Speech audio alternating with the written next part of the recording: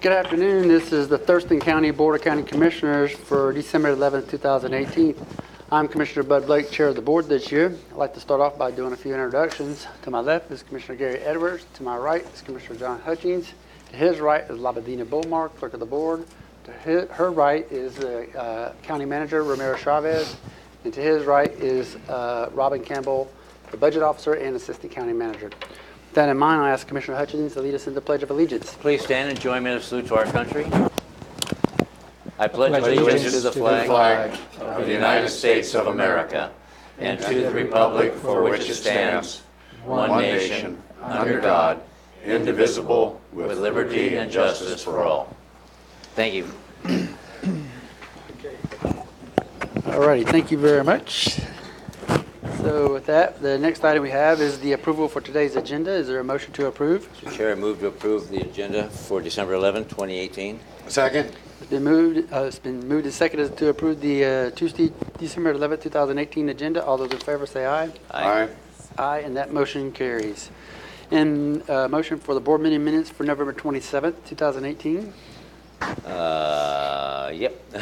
I'm sorry, just found it. Yeah. Approval for the board meeting minutes. I move to accept those November 27, 2018. Second. Been moved and seconded to approve the board meeting minutes for November 27, 2018. All those in favor say aye. Aye. Aye, and that motion carries as well. Well, we have two presentations today. The first one is the auditors, and the other one is a proclamation. So today we have with us Mary Hall, who's the auditor of Thurston County, and we're going to do administration of auditor's oath of office. Just showed up. Yep. Oh, yeah. Oh, the actual written oath. Okay. Let's go to the next one then. Do you have a minute? Does we go to the next one and then come back? Yes. Okay, sure. So the second presentation is absolutely wonderful because of the volunteer service that we had here in Thurston County not too long ago. And so we have a proclamation recognizing that day of service of volunteers. And Josh, are you going to go over a little bit of background on what happened and walk us through it? And then we have a special guest we'd like to bring up to the microphone. Thank you, Commissioner. Joshua Cummings, the Director of Community Planning and Economic Development. As you mentioned, yes, we're excited to partner again with JBLM, the Joint Base Lewis McChord, and specifically the 627th Air Base Group out at JBLM. This was the 5th annual Day of Service in Thurston County. And over the years, the commissioners have led this partnership and engagement with 627th, and that group has then volunteered their time, approximately 100 volunteers per year that come down and serve different nonprofit and government organizations throughout Thurston County, from North County to South County and East and West. This year is no different. We had 110 personnel from the 627th come and meet up at the fairgrounds. We have a little get-together there first thing in the morning to get your duty assignments for the day and then head out to those locations. So I'd just like to kind of go through the quick list of the nonprofits that participated this year, received volunteers, and then our sponsors. So let me do the organizations first. So we had Nisqually Land Trust, City of Tumwater Parks, the Thurston County Food Bank, Homes First, City of Lacey Parks, Olympia Waldorf School, the Thurston County Auditor's Office, Thurston County Fairgrounds, and the Family Support Center. And the volunteers did everything from removing weeds and doing some landscaping to painting and some light demo to grounds work and trail rebuilding. And with Tumwater Parks, they helped, every year they've helped bring the baseball fields at one of their parks up to snuff for the kids to play at. It's just been a really, I think, impactful community event and partnership between JBLM, the 627th Air Base Group, and we really appreciate what they've done. I'd also say the other part of this is a sponsorship from good local businesses.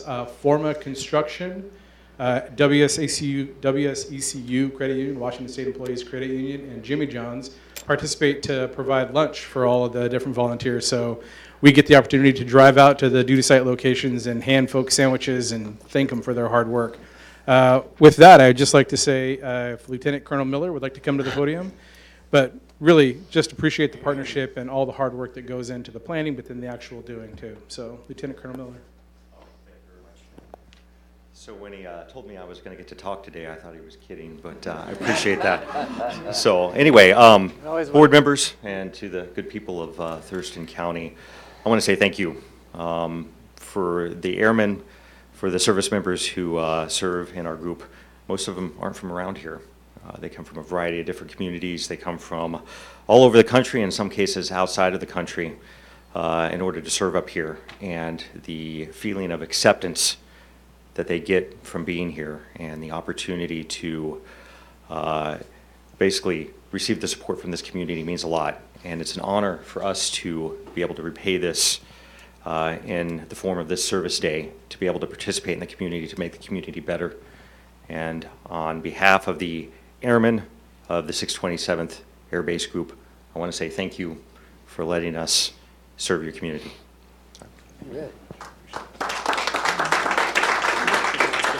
Oh, great, fantastic. Yep, he has a comment, and he'll have one, and I'll have a couple, so.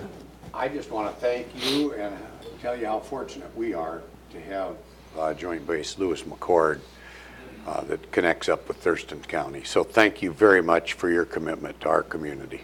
It's my pleasure. And you mentioned, Lieutenant Colonel, that so many soldiers come from all parts of the world, and many of them retire or end up wanting to stay here because it's a beautiful county. Well, we are a Purple Heart County, as it designates on the front of the podium, and we're the capital county in Washington State. And so to have this connection with JBLM is phenomenally cool. And I said this during that work day, or service to others that day, about there's no higher calling than service to others. And your soldiers come out and do so much for our community on a regular basis. I mean, every year they do this. Phenomenally tough, icky jobs for people that can't do it themselves, like at the food banks and such, and the various parks in inclement weather. And that means all airmen, everybody, inclusive. And I thank you. And so we do a proclamation, and you come and you thank us again. And I can't get beyond that because you are already in all the military, do so much for our community. So thank you, sir, very, very much. Sir, it's my pleasure. Thank you. Yeah, and I'd like to echo a lot of those words, but just add on that as a veteran and having served in uniform, it is a higher calling to serve our country, and for whatever reason you choose, obviously, when you raise your hand to serve, protect the Constitution and 27 amendments. But it goes beyond the human spirit when you go to the communities and really have a touch base with those who are at home and putting their community together in some way, in another fashion, be a part of that. It really has a greater connection that's outside that person or that service person, and it really brings it to home that what America is about as far as taking care of each other and those who are abroad as much as we can possibly to make sure we have freedom first. And I can't thank you enough for what you do and your comrades in 627th and those to come. It's been an annual event. I hope we keep it up as far as a community effort and teamwork. And a special thanks to Josh and his team and Aaron Berkeley for putting on the proclamation and putting all this together. It really just shows how we come together and polish things off. Thank you very much. Thank you, sir. We'll be back next year. Okay, now we get a photo. Can we get a photo? Want me to read this first? Oh, yeah. We're going to read the proclamation first. I'm going to sorry. read the proclamation first. I get ahead of myself. Joint Base Lewis McChord Day of Service 2018. Whereas 110 military personnel from the Joint Base Lewis McChord 127th Air Base Group answered the call to volunteer on Thursday, October 25th, 2018, and participated in the annual JBLM Day of Service. And whereas these 110 dedicated volunteers tackled service projects throughout the county and assisted several nonprofit organizations and government agencies, including City of Lacey Parks, City of Tumwater Parks, Family Support Center, Homes First, Olympia Waldorf School, Thurston County Auditor's Office, Thurston County Fairgrounds, and the Thurston County Food Bank.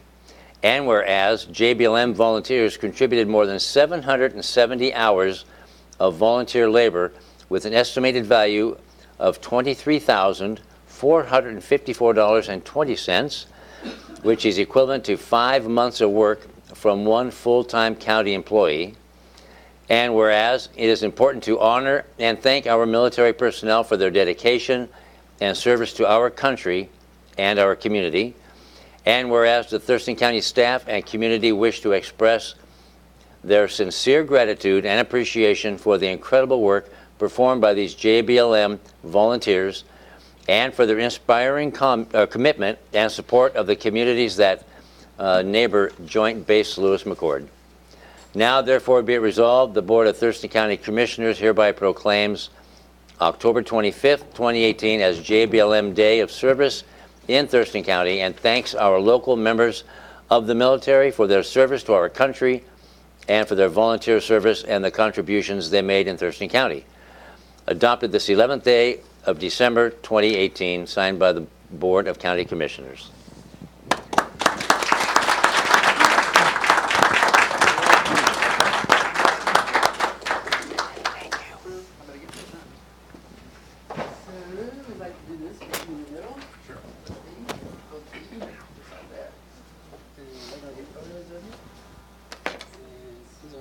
Anybody else? Any other veterans want to come up? Anybody in the crowd, a veteran? Yeah, any veterans in the crowd? Or families of veterans? Come on, sir. Hey, come on up. You like doing this? Yeah. There you go. You can do it. All right. Let's get your bag. Thank you. All right. Super duper.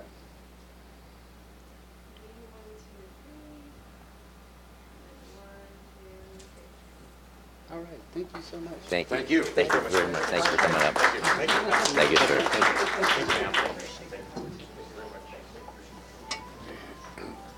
I love that song. Perfect timing, George. It's Mary's turn. She can do that.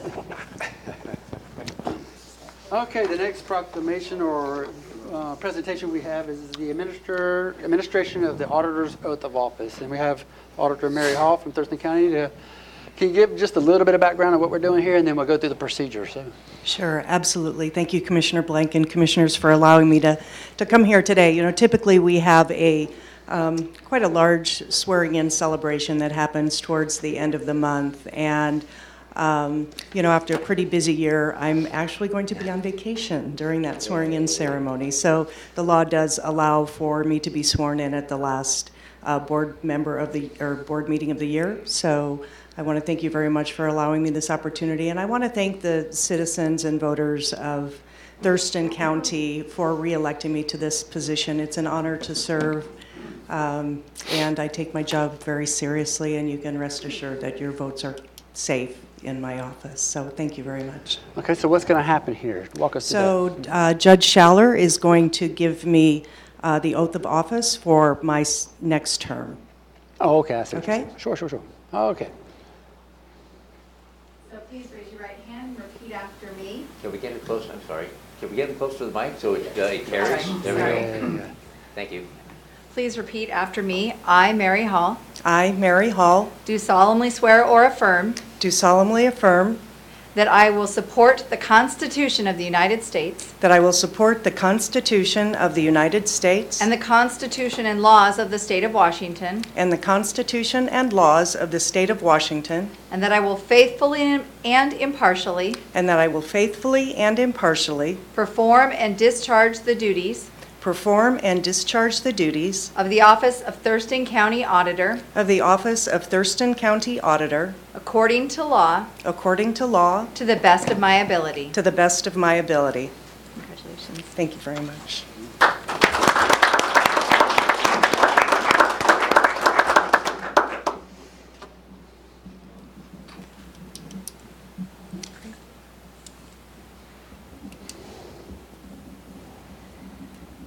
There you go. Congratulations. Thank you very much. Okay, thank you so much. Are you going somewhere on vacation? Yes, my brother rented a house in Mexico, so I'm going to go hang out with him for a little while. Nice, very nice. So, yeah. Thank you, Mary. Good for you. bet. Have Thank fun. you. Congratulations, Mary. Okay, so that completes the presentations of what we have here today. So we'll move into the next item, which is the opportunity for the public to address the board. And so we have 3 minutes here on the clock, your right, my left. And so when you come to the podium, I ask you to give your first name, last name, and generally where you live in the county. And so for those who haven't signed in, there's a couple of sign-in sheets. I'll collect them all together and put them first come, first serve. We ask that you come to the podium and no profanity, discrimination, or anything that would cause any kind of lewd and kind of comments to that nature. We want to be civil about what we speak, but obviously speak your First Amendment. Ask the audience to turn on silence their cell phones so that when the person's at the podium, please, that it's not interrupting. And then I didn't know if anything you had to say, Romero, as far as any kind of... Yes, thank you, Commissioner. And also, any materials that you may provide to the county may be considered as part of a public record and subject to release upon request to the Public Records Act as a Chapter 42.56 of the RCW. Okay, so you have 3 minutes, and the first person I have that's first come, first served, so I have Mary Abramson. Mary, are you here? Oh, there she is. Hello. Okay, you want to wait till the 3 o'clock? Yep, there's a 3 o'clock version. I see that. And then you have another one. Did you want to speak another time? No? Okay. So the next person I have is Gregory Moe.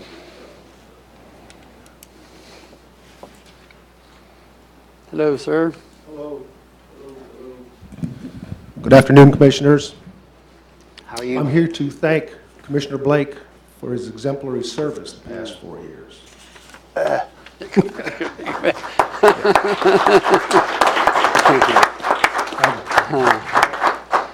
Mr. Romero said no swearing, so I won't do that. Oh, okay.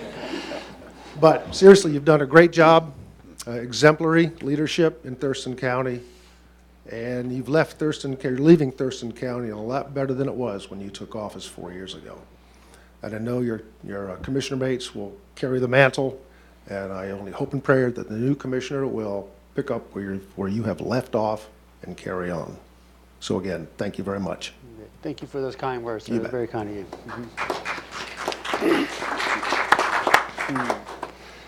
Okay, so that's all I have for right now. Is there anybody by a show of hand would like to come to the podium? Sir, just please tell me your first and last name and generally where you live in the county.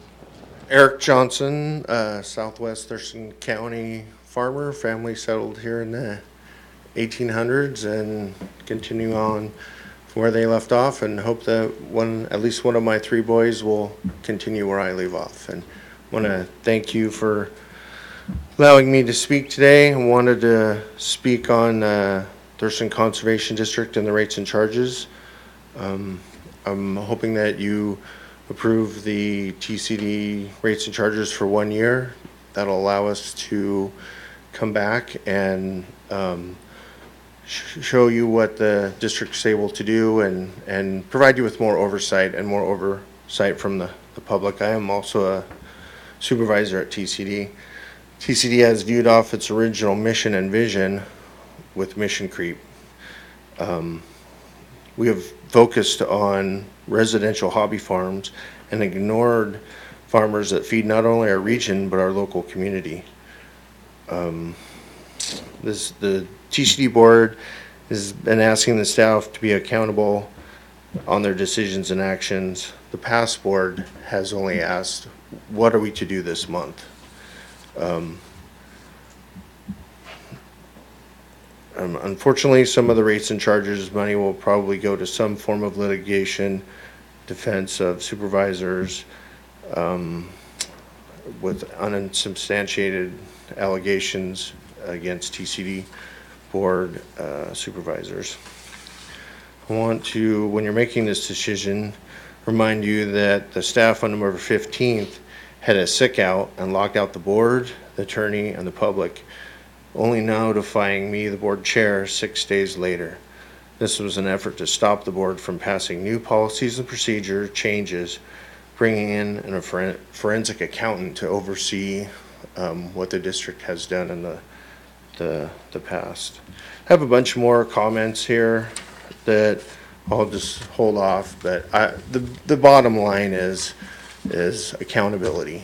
And if you make it so we come back next year, we will be able to show more transparency and not be ducked under the radar as we have been. So thank you for allowing me to speak. Thank you, sir. All right, by show of hand in the audience, is there anyone else who would like to speak? Yes, sir, please come to the podium. And please tell me your first and last name. Hi, my name is Ben Peterson. I live in Olympia, and I'm an organizer for the Washington Federation of State Employees. I am calling on you to fully fund the Thurston Conservation District. That's the only way we'll write it. 5 full years. That is literally the only thing that will help provide the stability that we need to salvage the integrity and mission of this institution. I know that you are all up there because you believe that public service matters, that you believe our institutions matter, and the 45,000 people in the WoofC bargaining units also believe that and are eager to see you all pass this with the full funding for 5 years. Thank you. Thank you, sir, for your words.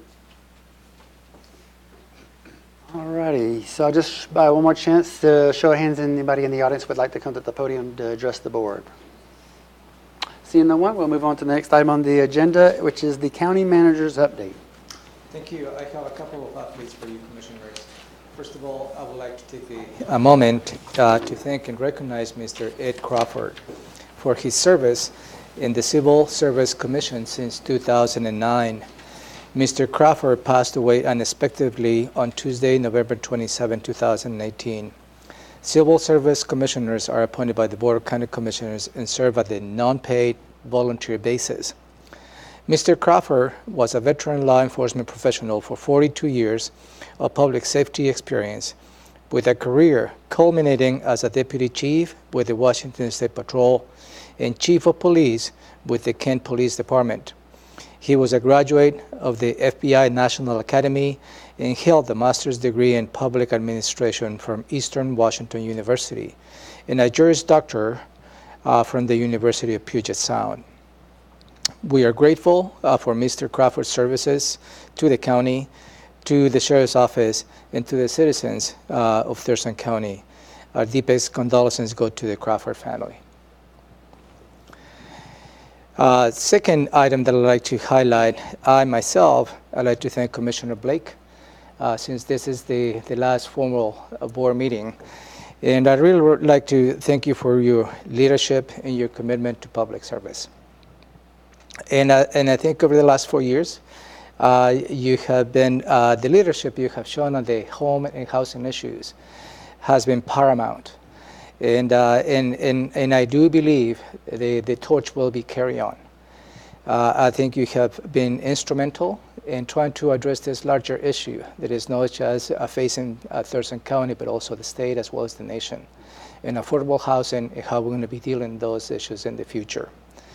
And that has not gone unnoticed. This morning during the legislative breakfast with the legislators present, Representative Barkas made a similar statement that you not just show leadership here in Thurston County, but also you have been recognized at the legislature as to how impactful your efforts have been for the last 4 years. I just want to say thank you and wish you the best. Thank you so much. Very kind, very professional. Okay. I think it's your birthday today. Oh, no, it's not. It's in a couple days. Oh, happy birthday. Oh, no. Aaron, is his birthday? Thursday. All right. She knows. I knew I'd get it out today. Yeah. Okay. Well, let's move on. Let's consent items. So we have consent items. Oh, did you have any questions for Romero or? No, I echo what he said. Okay. So consent items A through L. Okay. So we have consent items A through L, and I just have to see if there's a motion to approve consent items A through L. I move to approve consent items A through L. Second. It's been moved and second to approve consent items A through L. All those in favor say aye. Aye. Aye, and those are approved. Okay, so now we're going to move into department items, and the first item we have is from Public Defense, and it's item number 4, and it's to set a public hearing to amend Thurston County Ordinance number 14114, Standards for the Delivery of Public Defense Services. We have Mr. Patrick O'Connor, the Public Defense Director here for Thurston County. Sir, tell us what this is all about. Good afternoon, Commissioners. I am asking the board to move to set a public hearing. Am I extra loud here? I sound extra loud. Into January 22nd of 2019 at 3 p.m. or soon thereafter to amend Thurston County's code for the delivery of public defense services. As the board heard this morning at our legislative breakfast, the state Supreme Court has set forth the standards for indigent defense in Washington State. Those have been adopted by the Washington State Bar Association, and those were adopted in 2012. Our current version of a delivery system for public defense under Chapter 10100 is from 2008. So it is needed the updates that were adopted in 2012, and these amendments reflect those changes. Any comments or questions of Patrick? No, looking forward to it. Yeah. I just want to say you have personally been a saving grace for the Public Defense Office. Thank you, Commissioner. No, I have no questions. I'll save mine for later. You know what it is already, so. Yes, sir. Okay, so is there a motion? Mr. Chair, I move to set a public hearing for January 22nd, 2019 at 3 p.m. or soon thereafter, as the matter may be heard at the Thurston County Courthouse, Building 1, Room 280.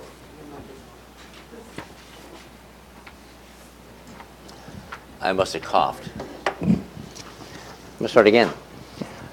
I move to set a public hearing for January 22nd, 2019 at 3 p.m. or soon thereafter, as the matter may be heard, at the Thurston County Courthouse, Building 1, Room 280, to receive public comment on amending Thurston County Ordinance Number 14114, Standards for the Delivery of Public Defense Services. Second. It's been moved and seconded as stated. All those in favor say aye. Aye. Aye, and your motion carries, sir.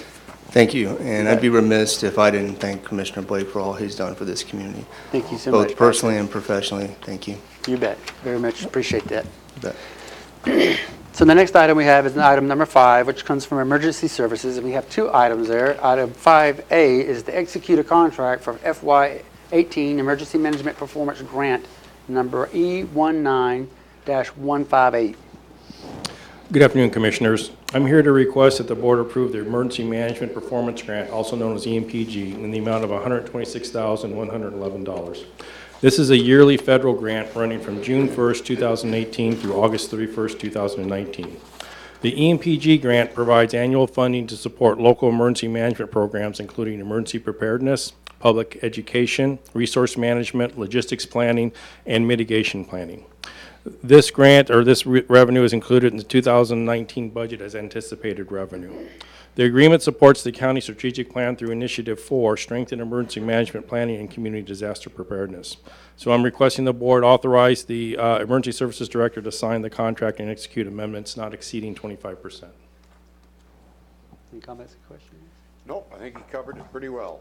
Nope. All right, is there a motion to approve? I move to approve Federal Fiscal Year 2018 Emergency Management Performance Grant, FFY18 EMPG, number E19-158, for the period of June 1, 2018 through August 31, 2019, for a total of $126,111, and authorize the Director of Emergency Services to sign the agreement, as well as future amendments that do not change the approved dollar amount by more than 25%.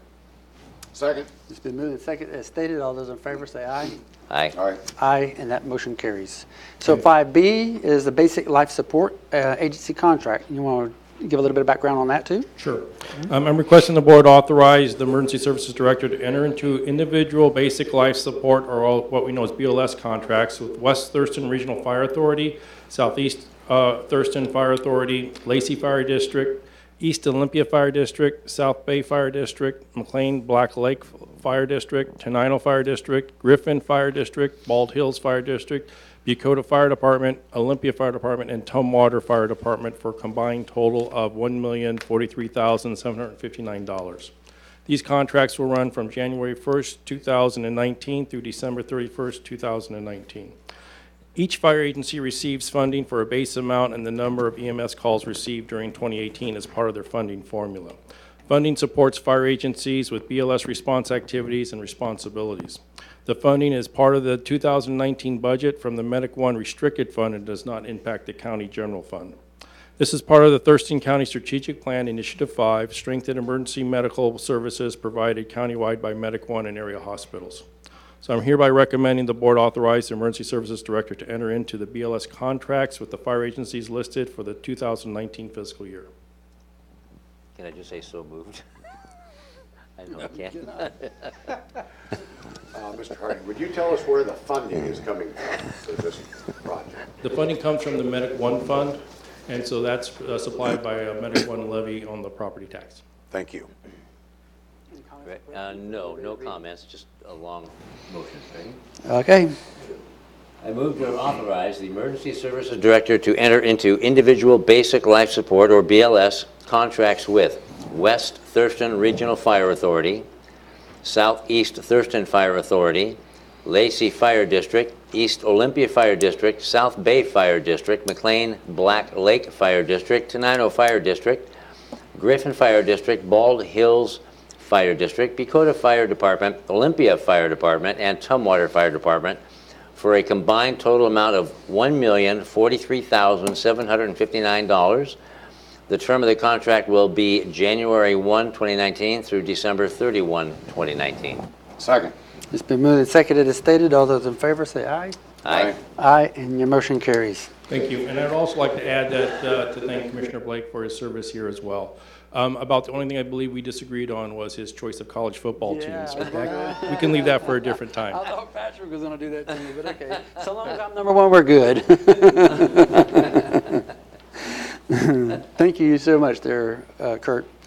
So the next item is number 6, which is the Public Health and Social Services, and I think Margaret Huff is here to tell us a little bit about the Department of Social Health and Services Vocational Rehabilitation Contract Amendment number 2. Whew. Yeah, I know. Just tell us a little bit more. Thank you very much, Commissioners. I'm Margaret Huff with Thurston County Public Health and Social Services Developmental Disabilities. I'm here to request your approval of the second amendment of the original DSHS contract number 1883-75-706. That is an agreement between the Division of Vocational Rehab and the County Developmental Disabilities for the School to Work program. We have high school transition age students who, in their last year of high school, look for employment with outside partner agencies. This year, we are estimating 15 clients in that program, and of those 15, roughly 5 will be getting jobs in June. The Division of Vocational Rehab will provide the county an outcome payment of $8,670 for every student that is placed with employment at the end of their transition year. And I'd like to say so far this year we already have 3 students placed in employment, and that is about 6 months ahead of time. Wow. Wow, that's great. That's what we love to hear. Okay, is there any questions of Margaret? No, very good. Thank you for your commitment. Thank you. Thank you. Nope, very supportive. All right, is there a motion to approve? I move to approve amendment number 2 to the Washington State Department of Social and Health Services Division of Vocational Rehabilitation Program to place high school graduates with developmental disabilities into jobs for January 1, 2019 through December 31, 2020, and authorize the Director of the Public Health and Social Services to sign the amendment. Second. It's been moved and seconded as stated. All those in favor say aye. Aye. Aye, and your motion carries, Margaret. Great. Thank you very much. Congratulations. Thank you, bet. Thank you, Commissioner Blake, for your service. Oh, thank you, Margaret. Thank Thank you, too. Item number 7 is Public Works, and Public Works is Monica Gorman, Solid Waste Manager. Tell us a little bit about the authorization to issue requests for proposals on the contract for solid waste. Is that correct? That's correct. All right, you got the floor. Good afternoon. For the record, I'm Monica Gorman, the Solid Waste Manager in Public Works. As you stated, this item is a request to authorize Public Works to issue a request for proposals for services associated with operations of the county solid waste facilities. As we discussed in previous briefings, the county's 3 solid waste facilities accept and manage almost all the trash generated in the county by residents and businesses. And in 2017, these facilities accepted more than 220,000 tons of trash and processed over 230,000 individual customer transactions. Most of the facility's operations are contracted, including the transportation and disposal of all the trash that is accepted at these facilities. The 2 largest contracts are valued in excess of $14 million annually. They were originally executed in 1998, and they're due to expire in May 2020. The appropriate procurement process for contracts of this complexity and value is a request for proposals, or RFP. The purpose of the RFP is to solicit proposals from all qualified firms that are interested in providing these services to the county. The RFP process allows for competition and evaluation of multiple vendors' proposals. This process that's recommended to you today is the most transparent, fair to all interested parties, legally defensible, and the most likely to result in contracts that meet operational needs and deliver the greatest value to the public. So as part of this process, Public Works would coordinate with the City of Olympia, which is one of our largest customers, and would also engage this board in the process as we move along. So I've been asked to provide a rough timeline for you today.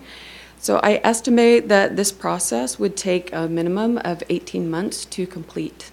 And the overall steps, the first is this request for authorization, which has come before you today to issue the RFP. The next step in the process is to develop the RFP. That's approximately 3 months. We would then brief the board on the contents of that RFP, to issue the solicitation and allow time for vendors' questions, county's responses, and then give the vendors sufficient time to develop their proposals. That's approximately 3 months. It would take the county about 1.5 months to review those proposals, evaluate, and rank them. The next step would be to come back to this board with a recommendation as for the top-ranked vendor. We would then ask the board to allow us to enter into contract negotiations. Those contract negotiations would take probably another 3 months, and then we'd come back to this body to ask for approval of a contract award. Lastly, there's an operational transition to new contracts, which frequently in solid waste requires the vendor to buy new capital equipment. And unfortunately, those aren't off the shelf. So that timeline for those purchases is usually from date of order to delivery is typically about 6 months. So I'm happy to answer any questions at this time. Any comments or questions? I think the only thing I would comment on is the citizens usually hear me trying to hustle government along, and that's not going to take place in this case because I think time is very important to be spent on this particular issue because of the dollars that theoretically we're going to be involved with. So thank you for doing it right. Thank you. Ditto. Thank you very much, Monica, for what you do. Again, thank you, and thank Public Works and Solid Waste. The last comment I'd like to make is, Commissioner Blake, I'd like to thank you for your service, your support, and not only as a member of this legislative body, but also as an officer in the U.S. Army. So, hoorah to you, sir. You bet. Thank you so much. It's very kind of you. Go ahead. Is there a motion? I move to authorize Public Works to issue requests for proposals for services associated with the operation of the county's solid waste facilities and transportation and disposal of solid waste received at these facilities. Second. It's been moved and seconded as stated. All those in favor say aye. Aye. Aye. Aye, and so that motion carries. Monica, wherever we went to, there you go. Okay, so 7B is with Teresa Parsons, who is a senior civil engineer, and to give us a little bit of background on the approval for supplement number 1 to an interlocal agreement with the Chehalis tribe for sewer, water, and street services. Is that correct? That's correct. All right. Okay. Again, I'm Teresa Parsons with the Thurston County Engineering Department in Public Works, and I'm here today to request the approval to enter into an agreement with a supplement to our original interlocal agreement with the Chehalis tribe. The Confederated Tribes of the Chehalis Reservation, doing business as Chehalis Tribal Enterprises, is building an Eagle 4 development on the northwest corner of US 12 in Elderberry and Grand Mound, and the development will include a convenience store, 2 fast food businesses, and a coffee stand. The tribe would like to connect and use the county's infrastructure, sewer, water, and streets. Due to the nature of the trust property, the management of the county infrastructure is governed by county code, and lacking a specific agreement, they're not bound to follow county code. So the tribe is willing and asking to enter into this agreement, and we are, staff is proposing that this supplement to the existing interlocal agreement that was entered into regarding Eagle One, which is where the hotel is, be executed. All right. Is there any questions or comments? She got it covered. Thank you. Yeah, nothing more need to be said or questioned. All right, let's do a motion then. I move to approve supplement number 1 to the Eagle One interlocal agreement between Thurston County and the Confederated Tribes of the Chehalis Reservation for sewer, water, and street services to include the Eagle 4 development. Second. It's been moved and seconded as stated. All those in favor say aye. Aye. Aye, and your motion carries, Teresa. Thank you very much. And as a resident in your district, I want to thank you personally for representing our district in Thurston County. And as a staff member, I want to thank you and all the commissioners for your leadership. You bet, So Teresa. I thank you. learned so much from you. Thank you for your good service. Next is 7C, which is a contract for the Delphi Road upgrade. And Mr. Steve Johnson, also from Public Works, he's a civil engineer, to give us a little bit of background on that. Thank you. Yes, I am Steve Johnson, one of the civil engineers with Thurston County Public Works. I'm here about our Delphi Road project. On November 28th, 2018, a total of 9 bids were open for the Delphi Road upgrade Phase 3, which is 62nd Avenue Southwest to 32nd Avenue Southwest, County Road Project number 61451. The low responsive bidder is Sterling Breen Crushing Incorporated of Centralia, Washington, in the amount of $2,609,343.71. Construction and county administration and inspection costs will be funded using $1,766,000 in state rural arterial program funds, which is administered by CRAB, the County Road Administrative Board, with the remaining costs paid from the county's road fund. This project will improve safety along Delphi Road between 62nd Avenue and 32nd Avenue by widening the roadway to provide 11-foot driving lanes, 5-foot paved shoulders, minor realignments of several horizontal curves, as well as constructing stormwater improvements. The project is in the current budget and is on the Capital Facilities Plan and Transportation Improvement Plan. This project is in alignment with the county's strategic plan and initiatives 7 and 8. Do you have any questions? Questions of Steve? No, I guess I'd just like to compliment you. I see we had 7 or 9 bidders here. 9 bidders, yes. 9 bidders, and for your figuring it out, fairly close. Appreciate that. Good job. Thank you. Thank you, Steve. No. Thank you, too.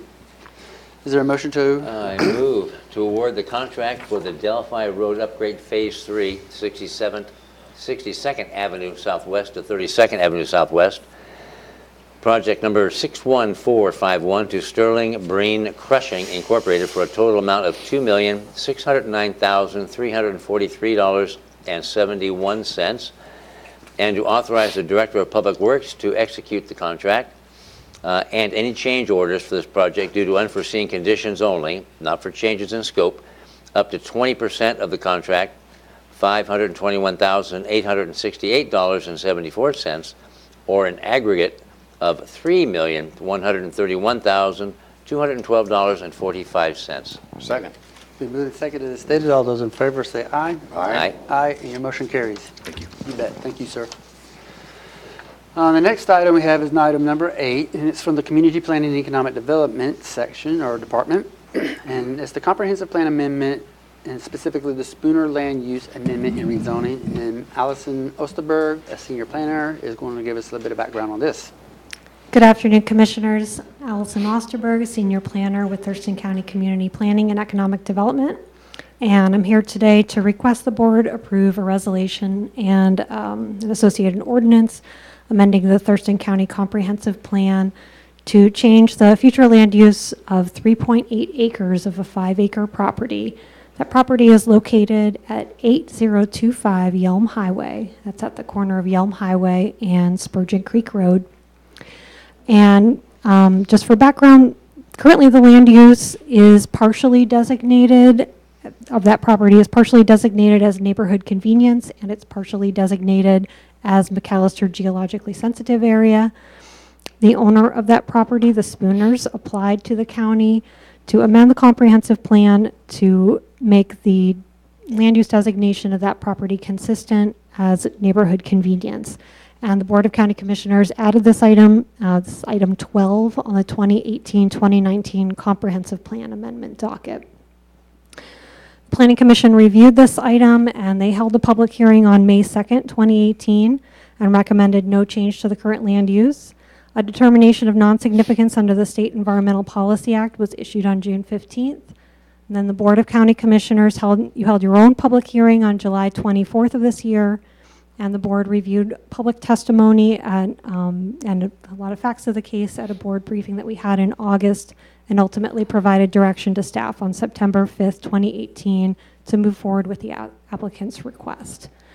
And comprehensive plan amendments like this, we bring them forward once a year, so this is the annual amendment to the comprehensive plan. And as you know, the periodic update, the larger update to the comprehensive plan will be coming forward next year, but for this year, for the annual amendments, this is the one that's going through.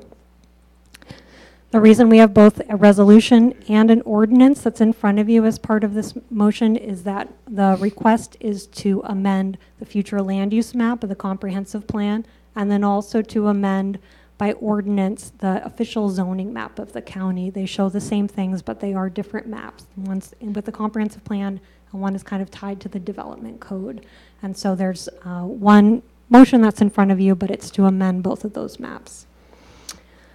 Part of the reasoning for the land use change on this property, it is the applicant's request was to ensure that they had consistent zoning throughout their property. And although there's not a specific commercial land use proposal for this property at this time, but it does allow more flexibility for where any kind of commercial development might be located on that property.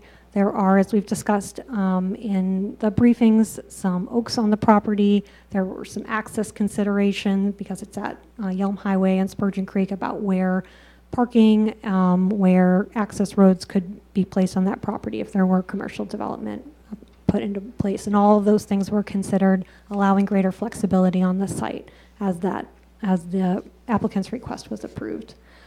And I think I don't have anything else to add to that, unless you have any questions. We do have one question. Mm-hmm. And how many acres are affected by this action?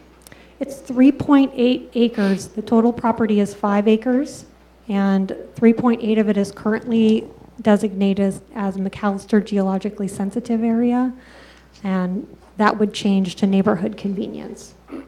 Thank you. No, you've answered all the questions I've had over the last several months on this. All right. Is there a motion to approve?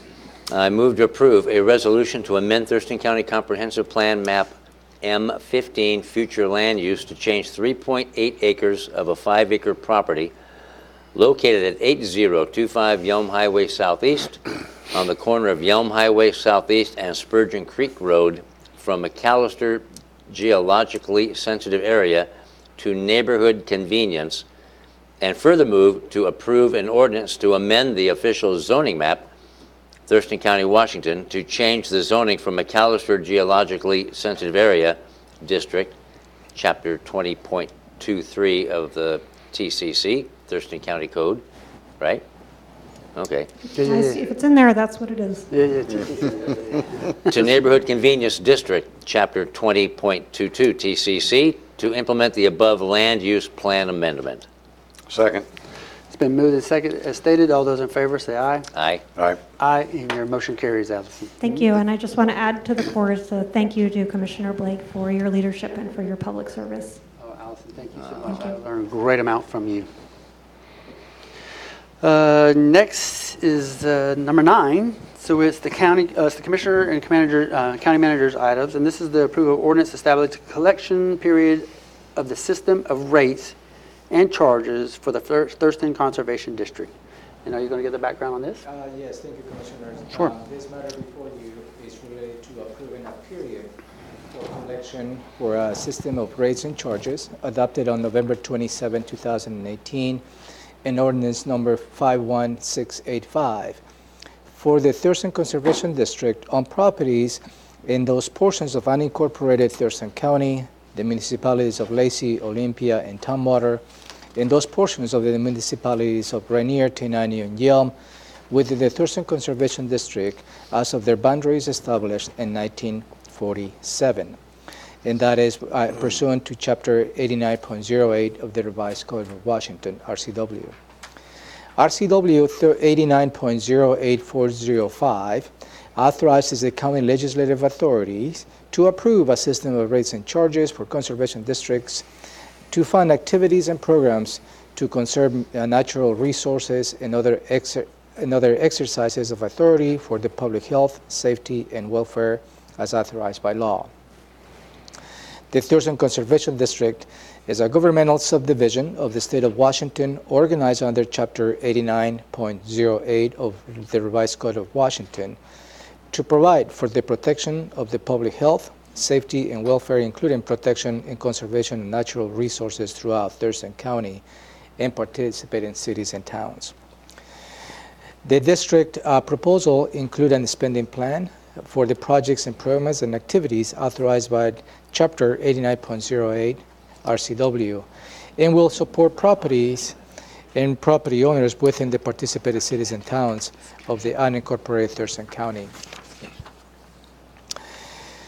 A majority of the Thurston County Board of County Commissioners adopted the proposed rates and charges on November 27, 2018, again under Ordinance 51686. But at that time, they deferred the decision to today, December 11th, to approve the years in which you would like to implement the rates and charges. The proposal before you includes a 5-year period that goes from 2019 to 2023, and that is in accordance to the proposal that was submitted to you for your consideration by the Thurston Conservation District Board of Supervisors. If you have any questions, I'll be more than happy to answer questions. Just let me do a 2-second recap. So we've already went forward with the rates and charges, and we did that a week or two ago. November 27, and 2018. This is a motion and discussion and vote on the duration of that. And the number could be anywhere from 1 to 5 to 10. Yeah, and that is the purview of the legislative authority, you, as to determine the period in which you want to implement those rates and charges. Okay. So if we could just go with the motion, and then we do the discussion, and we do the vote, okay? I move to approve an ordinance establishing the collection period of the system of rates and charges for the Thurston Conservation District on properties in those portions of unincorporated Thurston County, the municipalities of Lacey, Olympia, and Tumwater, and those portions of the municipalities of Rainier, Tenaya, and Yelm within the Thurston Conservation District as of their boundaries established in 1947 for a 5-year period between 2019 and 2023. At this time, can I express my concerns? I need you to either second the motion or hold, and then we'll do the discussion. Well, I can't second it with that many years in there.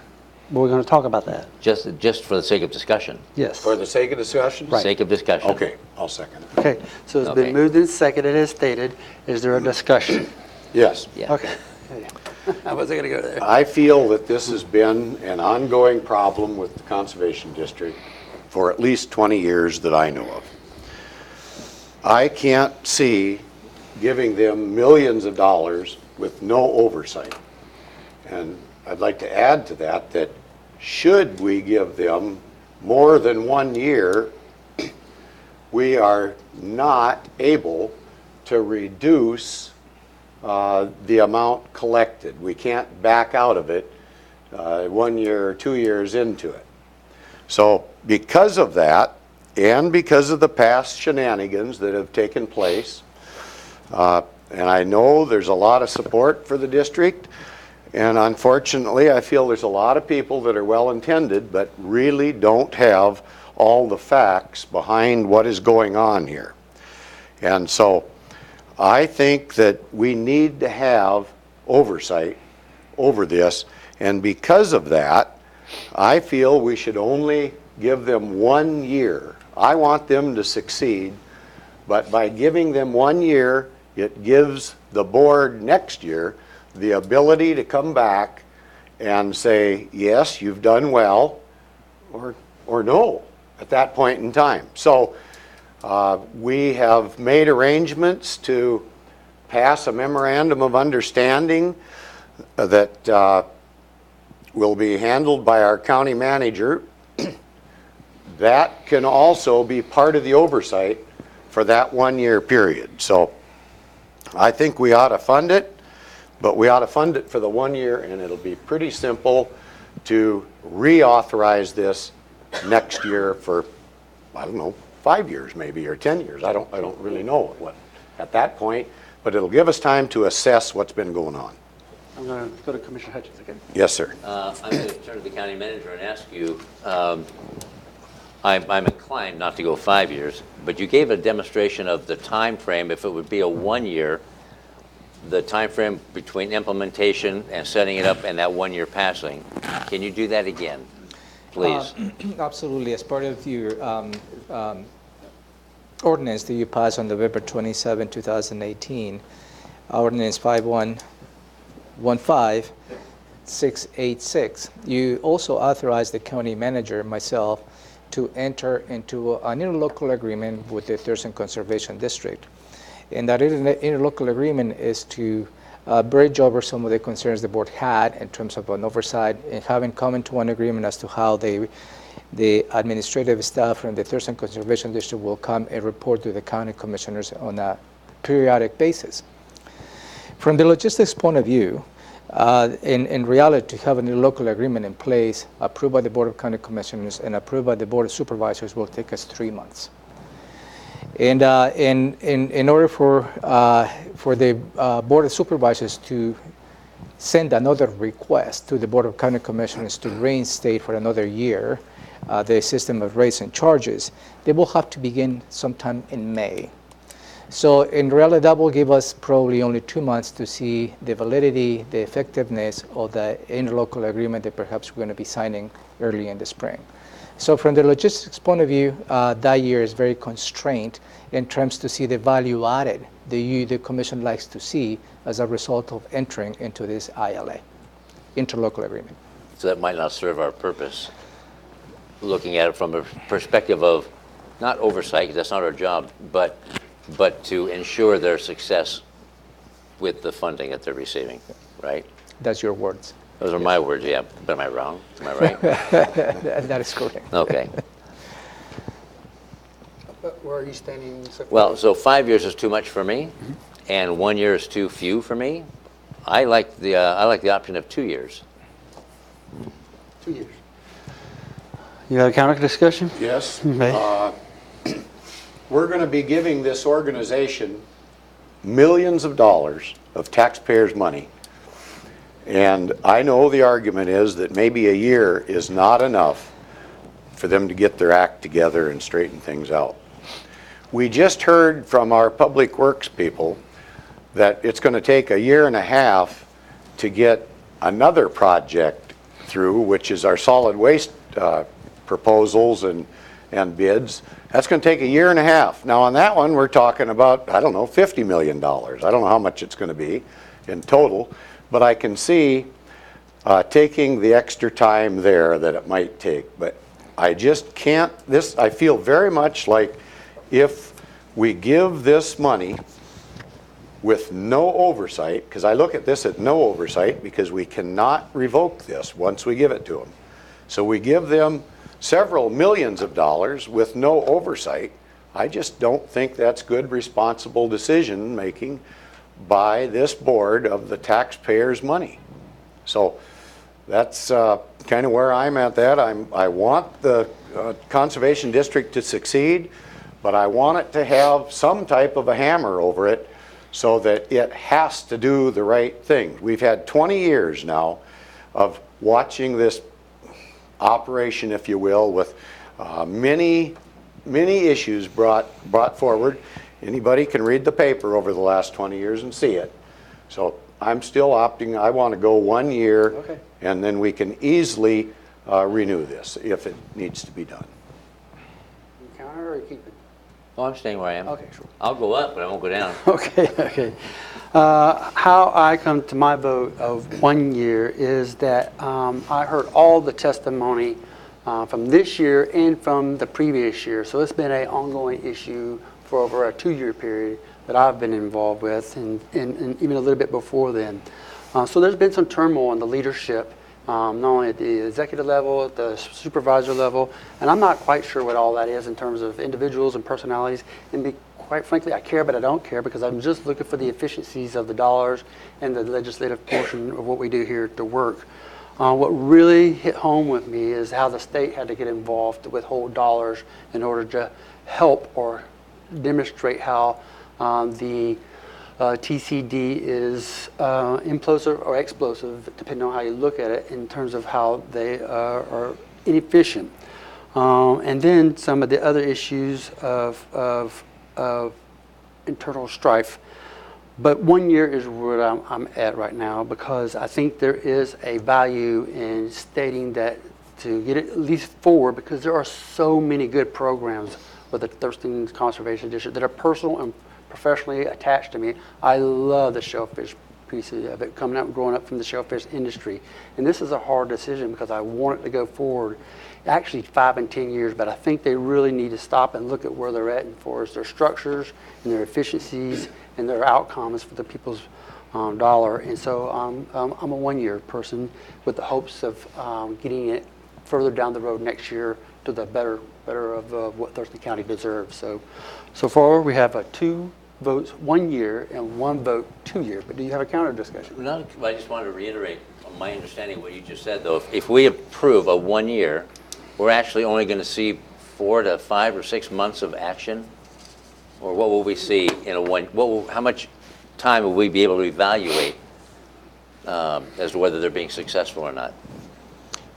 It will be probably 2-3 months, because then at that point the Board of Supervisors will start taking actions, holding public hearings, and so on and so forth, to forward that recommendation back to the commissioners to renew the rates and charges. So if we approve a 1 year duration, we're going to see 2 or 3 months of action, and then try to base an assessment on that as to whether it's successful or not, and either extend it for another year or do this debate again? Yeah, that's part of the process. That's why I opt for 2 years. Okay. 1 year, do I need to make an amendment? Yeah, procedurally, you need to introduce an amendment to the action. I make an amendment to the motion, is that right? That is correct. And you need to vote on that amendment. Need to what? Vote on that amendment. Okay. Well, I would make an amendment to this particular motion that we grant the year 2019, and that's it for now. That would be 1 year for them to do business and get their act straightened out. I second that amendment. And you? What's been moved and seconded? Do you vote for it or not? Nuh-uh. Nope. So it's been moved and seconded. All those in favor say aye. Aye. Aye. Nay. Nay. Okay, so now we need to go back to the original, and we'll bring closer to the actual, right? Now you need to pass the motion as amended. Right. As amended, very. Yeah. Okay. So let me see if I get this straight. Go ahead. I would so move that with this, we take a vote on this motion as amended for 1 year. Second. So it's been moved and seconded as stated. All those in favor, as amended, all those in favor say aye. Aye. Aye. Nay. Nay. So it's a 2-to-1 vote for 1 year. And so I will, with your direction, I will change the ordinance to reflect the direction of the board. Great. Thank you. So we're going to move on to the next item, which is approval, still in the County Commissioners arena, approval of the Enterprise Reporting Program Quality Assurance Contract. Thank Robin? you, Commissioner. Robin Campbell, Assistant County Manager and Budget Director for the county.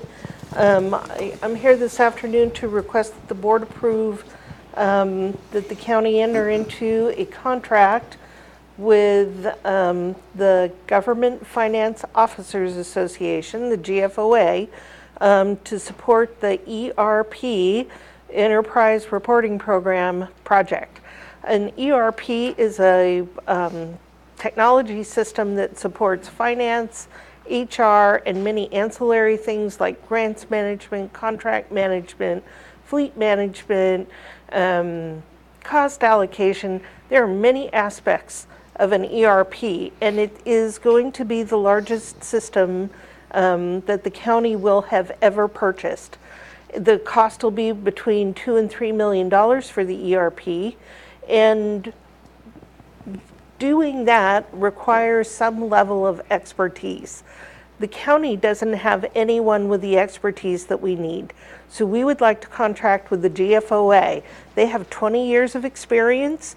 Their entire mission is to assist local government. They're a private nonprofit organization.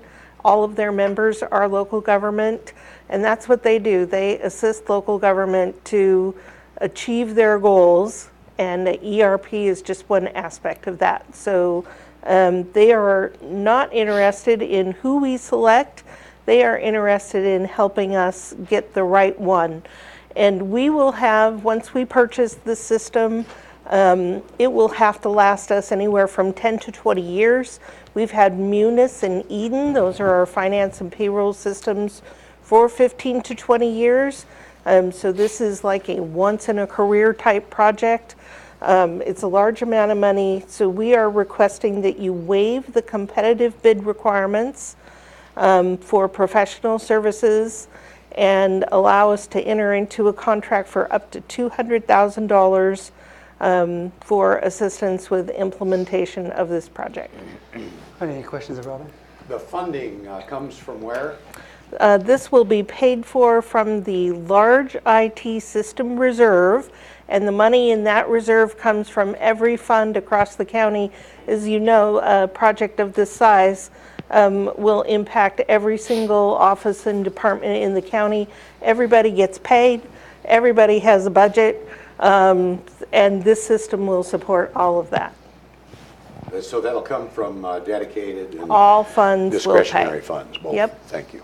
And it should be about 200,000 max, or will you might be I am back? requesting up to $200,000, and if we require more assistance from that, I will be back talking to the board again.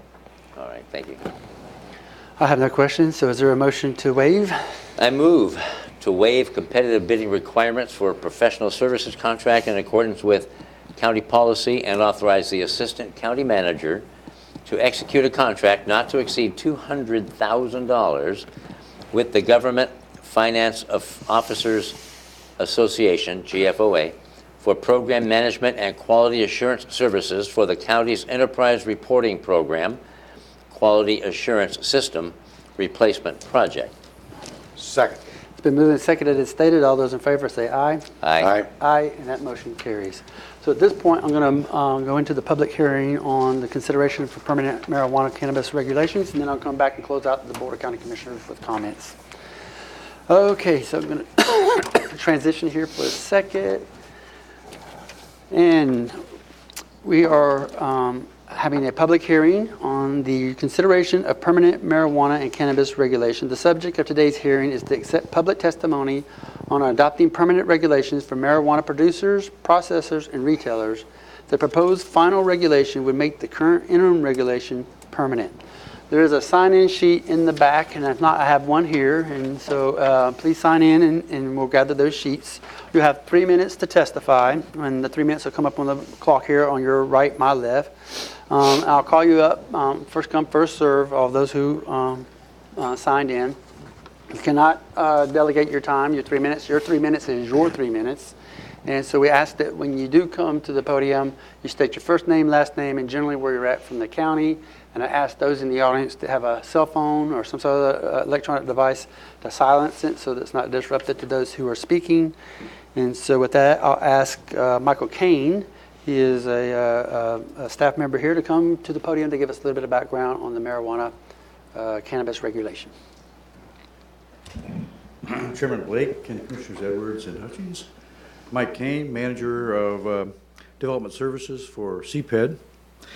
And I have a, well, I'm substituting today for Jeremy Davis. So I have some prepared text here that I'll read into the record, and then I want to go over some comments, public comments that we have received as of noon today. So with that, this public hearing seeks comment on enacting the current interim regulations as permanent regulations for state licensed marijuana producers, processors, and retailers. The current interim regulations, they were established by Ordinance 14944, were renewed on November 8th, 2018, as Ordinance 15678. No changes to those interim regulations are proposed today. A waiver of the 20-day notice requirements of the Thurston County Code was approved by the board on November 27th, 2018, allowing a 10-day notice. The 10-day notice was published on November 29th, 2018. An initial public hearing on permanent regulations was held in September of 2016. Following that public hearing, the board decided to take more time to consider final regulations in light of the public comments on the Planning Commission recommendations. There have been 5 public hearings on renewing the current interim regulations since September of 2016. The board may approve the ordinance immediately following this public hearing, and if not approved following the hearing, the board may schedule the ordinance for final consideration at a future board meeting. These proposed final regulations support Thurston County Strategic Plan Initiative Number 7, which is balanced development with the preservation of the county's rural character, natural areas, and open spaces. As background, the first interim marijuana ordinance was enacted on November 12, 2013. Since that date, the ordinance has been extended or amended 12 times. A public hearing notice was published in the Olympian and the Nisqually Valley News. A press release and an email to interested parties was also sent out prior to this public hearing. Now, as a result of that public notice, we received 4 comments. 3 were from the same person. A 4th one was signed by 6 individuals. The one with the 3 from Ms. Christy White. I'll summarize her comments. Number 1, she was disappointed and shocked that this hearing is being held at 3 p.m. and not at a more accessible time. She hopes that new operations are not allowed in or near residential areas. And she hopes there's a solution for people already impacted by marijuana operations. And she continues that these operations belong in commercial zones, which is exactly what we do. And she wants regulations to protect rural residential properties, which are already in place. The 4th comment letter, signed by Mark Zorad, Christy Redding, Ed and Rhonda Reiner, Helen Fong, Greg Stinson, and Christopher and Kelsey Redding. One of those folks lives next to a marijuana operation currently and is not very happy that lighting, noise, odor, and unsightly hoop houses are in the neighborhood. The county code does not adequately address lighting, and they're not happy that the burden lies on the citizen who is negatively affected as opposed to the growers. So those are the comments, and those will conclude my comments, and so I'm available for questions. Any comments or questions, Mike? Yes. How close does our ordinance here in Thurston County align with what the state allows in all areas that you might be aware of? I don't know to what extent. The state doesn't set specific development standards, but it does set, it does contain setbacks from certain types of uses like schools, bus stops, playgrounds. Our code also has those same regulations, and our code goes one step further and also has a 1,000-foot setback from any use that routinely attracts people under 21 or under 21 for activities. We also have a 100-foot setback from any residential area. Okay, 100 feet? Yes. Okay. Is that adequate? Some would say no. It is adequate for certain purposes. It does mitigate noise and view. In certain climatic conditions, odor, however, seems to travel well beyond 100 feet. Anything else? Well, I want to thank Mike for 27 years of being up there in the hot seat. I understand this is your last meeting. Yes. And you must have been doing something right, because I've heard people sing your praises and then say otherwise. Yeah, I guess if you're right in the middle, that's where you want to be. That must mean you're doing something right. Yeah. Thank you. Okay, so I know we've got this 1,000-foot thing, and the state has changed that, I guess, all the way down to 100 feet or something now. Is that right? The state does permit local jurisdictions to reduce that 1,000-foot setback. But it's still 1,000 feet at the state level. No.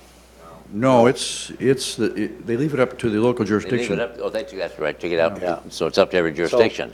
So, I'm kind of looking for consistency in any laws, not just this one, but I'd like to see that we kind of match what's going on in the state. Now, I don't know all those regulations, and I know we've got things in place, and I don't know, there's barriers that are maybe sight barriers, fences so high, some have to be 6 feet off the ground so the rabbits can get through. And I don't understand the rationale behind all of it, but I'm not crazy about pushing ahead so soon, but I might have to. If we were to make a decision after this public hearing, could we adjust some of those things if we were to negotiate those out between us as the board? The public notice that was sent out says that no changes will be proposed. So if you do propose changes, you can do that, but we would likely have to have another public hearing and perhaps issue an additional SEPA determination. Well, okay. Can I ask another question? Sure. Should citizens want to make adjustments to this ordinance at a later date? Is that a possibility? I mean, they would maybe petition the board and say, here's the new science. And we would like to see the county abide by this, maybe more standardized than elsewhere, than it is now. Is that something that we could take up through the public hearing process and make a change? Yes, at any time in the future, the board could amend this ordinance. And I know this probably doesn't have anything to do with this, but I'm kind of an advocate for the hemp business, nothing to do with marijuana, but just as a fiber issue.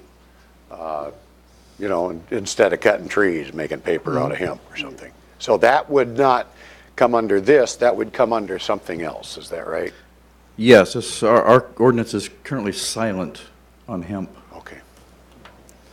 Okay, that's good for now, sir. Mike, you've done a lot of work with mitigating and mitigation in your line of professional work, yeah? Yes. What can be done to mitigate your leaving? You are going to be a tremendous loss to the county. You really will, Mike. And again, like Gary said, I've heard a lot of people singing your praises and some not. Yeah, but thank you. By and large, you're a huge asset to the county. But my question, legitimate question, is this, and that is, it seems to me this is the first I've heard of the lighting, though, as being an issue. When I look at these pictures, and is this the type of thing I would want in my backyard all hours of the night or whatever? You wouldn't see it in the daytime, I would imagine. Should we pass a permanent ordinance to add changes or amendments to lighting and such, we would just, it doesn't have to do a, we don't have to go through a certain time of year to do that, like a code amendment and all that type of stuff, and get on the big giant list of junk to do that takes a long time. We just do the public notice and do the public hearing process, right? Yes. So we can do that, okay. You can do that any time. And how many people have actually complained of the lighting? They're in the view of the lighting issue. In the past, let's say 3 years, maybe 3. But that one, when I look at the photos, it looks like one we probably want to take a look at. We do compliance checks when we get complaints. The code currently says no off-site glare, which is pretty subjective.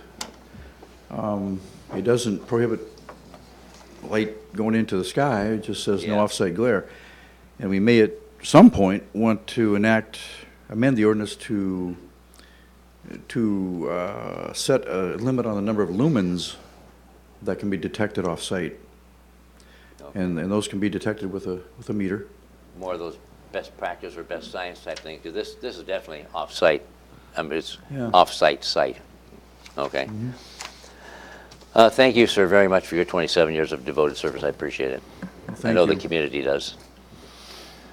So I have no questions pertaining to this, but I also would like to thank you for the number of years that I've been here with you. You have been absolutely remarkable in responding to the professional needs that I'm looking for in terms of helping constituents out. And I know you have helped many of them out who are in dire needs of some relief from regulation or some other issues. And thank you for being on the front line of helping Thurston County people, and I wish you the best. Thank you, I appreciate that. Mm-hmm. And what I know is it'll be okay. You have another. By any chance, are you going to stick around for the rest of the hearing just in case there's issues of expertise that we might need to refer to? Yes. Okay. So we haven't seen the last of you yet? No, okay. Not yet. Okay. All righty, so I'm going to move to the public hearing portion for those who have signed in to listen to the testimony. Did you have a comment? No? Okay. And so when you come to the podium, please state your first name and last name. And so I have Mary Abramson, and she's the first person. I want to open it up. Go ahead. Good afternoon, Commissioners. Mary Abramson. I live on Burial Court in Olympia. My background is as a community health nurse, and many years ago when I was studying marijuana, there are several things that I learned about it that I want to share with you before you consider growing any of it in our county. Marijuana affects the oxygenation of the brain, and the cells in the brain actually die with the use of marijuana. That's what the high is. And why anyone in their right mind would want to kill their brain cells, well, I can't imagine. If you're in tremendous pain, if it helps the pain, maybe then. But I want to tell you also there were studies done about 25 years ago at Loma Linda in Los Angeles where they tracked children that had heart defects, also children that had webbed fingers and toes, and they tracked it back to marijuana use by the father because marijuana goes into the gonads and affects the sperm. Those were studies. What I want to share with you is what I know. I'm an elder, and in the 60s, the kids on marijuana we called potheads. They stayed at home. They were in a back room smoking. They didn't want to get a job, and they ended up staying home with parents and not setting goals for themselves. Now the marijuana is 10 times the strength it was in the 60s. I worked 25 years ago, or 15 years ago, in Los Angeles with vets. We had 25,000 vets, mostly from Vietnam, that were homeless in Los Angeles County. There's benefits for vets. We had housing for vets. But when we went out onto the streets to try to sign them up, help them get their checks, it was no one home. The marijuana use had destroyed their brains that they could not even function. Unfortunately, we passed this as a state, but it doesn't mean that we're going to have this poison being grown in our county, and maybe you can do something to curtail that at least. I've also worked with the homeless here at Sidewalk. And the kids that are on the streets now, a lot of them are potheads, just like in the 60s. They rather sit around smoking marijuana than let us help them find jobs. This is very serious. You are our elders. You are our elected elders. We need to protect our children. Safety and happiness of our community is the primary, not the money that can be made. Thank you very much. Thank you, Mary, for your words there. So next I have Mr. Jed Haney.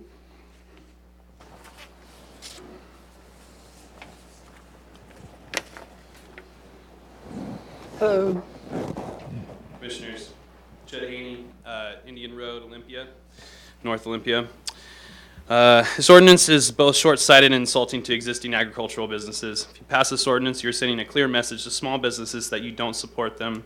Some of our primary concerns are lack of stakeholder outreach over the last 4 years, zoning unfairly targets small businesses, hinders new business growth, increases environmental impacts, displaces pre-existing blue-collar employers in industrial areas, neglecting the health of local agricultural-based economy, clustering of retail and non-accessible areas, creating an undue and competitive marketplace by decreasing available real estate options, detachment from the intent of the state legislature concerning zoning.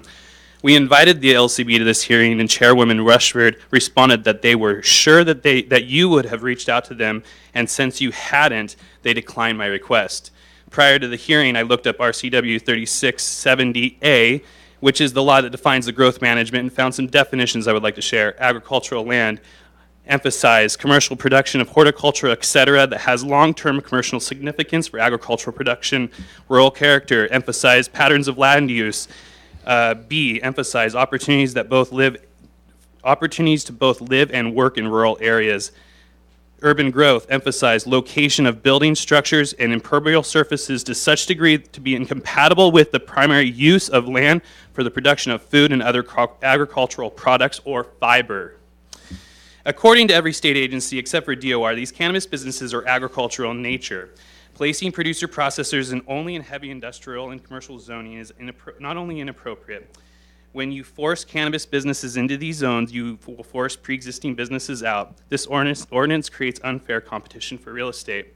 By passing this ordinance, you're saying no to jobs. According to New Frontier data, an industry research firm, by 2020, industry is expected to create 250,000 new jobs. The growth of the industry outpaces other sectors.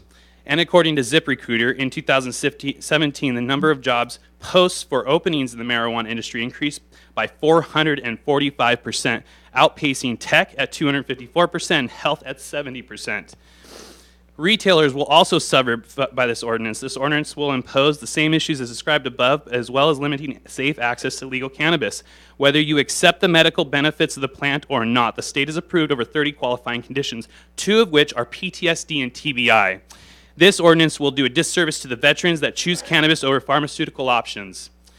The harder you make access for those that need it, the most disadvantage will become into damage.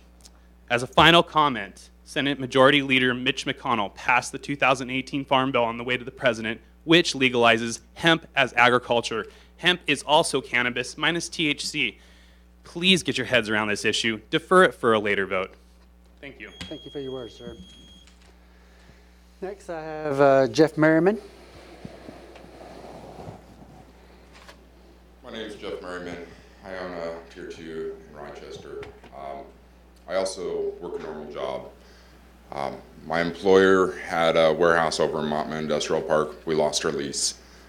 I now work out of Auburn because we had to move to a smaller facility. I'm a union member, nice pension, everything like that. I drive an hour and 20 minutes to work because we could not compete with a cannabis grower. You guys are forcing these guys in. I'm a blue-collar worker. Most jobs in the cannabis industry, they pay pretty decent and all, but I mean, I'd rather drive 15 minutes to work than an hour and 20. I'm not the only one. There were 6 of us. Now our dollars are spent in Pierce County and King County, where we now currently work. Yes, I live in this county. I have a business in this county. But this ordinance that you guys just keep pushing along, well, why don't you reach out to the stakeholders? I'm affected in both ways. I own a cannabis business and I'm a blue-collar worker that was displaced by your guys' zonings. So I'd like to see you guys reach out. The other thing I'd like to talk about also in all this is Mike, he was talking about the setbacks and everything. State of Washington is 25 feet. I'm under the 100-foot plan that you guys imposed on the moratorium. 8-foot fencing is standard in this county without a permit. I had to go with what my surrounding area had. I live next to a nursery, which was great. They use shade cloth on all their greenhouses, so my fence has shade cloth on it. It blocks the view, so it works out really nice. Pushing cannabis back out to the rural zones out there in the farming district. I know people complain about hoop houses. My neighbor has 6 of them. Only difference is he's growing plants in it. I'm growing a plant too. It just has THC in it. So I asked you guys to just either reach out before passing this to kind of get everything in line, because 100-foot setback is for a commercial zone. You guys are zoning commercial right next to residential. That's your guys' problem. I mean, you guys are forcing them into these commercial zones. You guys are taking residential land and turning it commercial. Why not push everything back out to the county? Out to where, like you have that one picture of that greenhouse. It may be bright if you're looking at it. Turn around and see if you can see your shadow in front of you. I guarantee you can. So that evidence that you have there, John, it's kind of swayed a little bit. That's pretty much all I have to say. So thank you very much. Thank you so much for your words, sir. Next, I have Mr. James Meyer. Oh, did you want to speak, sir? I have you down here. Go ahead, Jim. James Myers. I have own some land in Nisqually. First of all, I served as chair of the VSP, which all the board members are aware of, and I congratulate you on your decision today regarding the cash flow situation to TCC, or TCD, excuse me. There's a lot of issues there, and I think it was very wise to keep a tight line on that, so congratulations from my view. So I'm here to talk about cannabis, and I understood we were here today to talk about cannabis ordinance, not whether it's politically correct. I think that decision has been carried by the county on the voters, and I do believe it came in favor of cannabis. I think the winds of change are upon us, and so I think that's a settled matter, at least at this time, and the trend line across the United States is growing, so we need to deal with what we've got. So I have a rural piece of property, and I'm familiar with the cannabis industry in that I have 2 sons that have a 502 grow. I'm not part of it, but I do know, I am aware that that a lot of the cannabis industry, as has been stated by previous speakers, is being pushed to light industrial warehousing. I find that kind of odd because I've been involved in Thurston County Sub-Area Plan, agriculture. I hear it stated over and over and over, we want to preserve farmland, we want to create opportunities for private property owners to make some income, because after all, that's the only way you can preserve land. They can't sit there and go broke. Hay doesn't pay very much, by the way. So cannabis provides an opportunity for landowners in the rural, but the opportunity has been taken away. When the first people, such as my sons, applied for a license, there were no big rules about cannabis in rural. That's just all evolved over the last whereas. In case you're wondering, I'm saying that it seems to be a continuation on and on of evolving regulation. So I think this is kind of turned upside down. Here we go. We're going to take a agricultural crop. We're going to put it in a light industrial area. We're going to remove the opportunity for rural land, which you propose to be in favor of, and then you're going to ask all the green people to eat this because you can't go green growing in a warehouse. It's very expensive. You have to cool it, you have to heat it, you have to do all kinds of things. So in farmland, you simply, not simply, but you plant the crop about May or June and you harvest the crop in October. The rest of the time the land lays fallow, essentially, other than working it to put it to bed. Now we've talked about odor. I live in farmland. I know about odor. In case you don't know, there is odor associated with farming. I have a 300 and some odd acre adjacent properties I don't own, but an operator owns it, and they grow hay and they use our animal waste manures. And they use them fairly frequently and over a long period of time. And trust me, you're aware that they're using those. We also have a mushroom. Get you to close it. We already done your 3 minutes. Can I get you to do closing remarks, please? Pardon? Closing remarks. Yeah. So I'm simply saying that some of these things that you folks have put in these regulations, to my way of thinking, are a little excessive. And I think it precludes the use of rural farmland. And I do think that should be reconsidered. Thank you. Thank you for your words, sir. So next I have Michelle Brigham.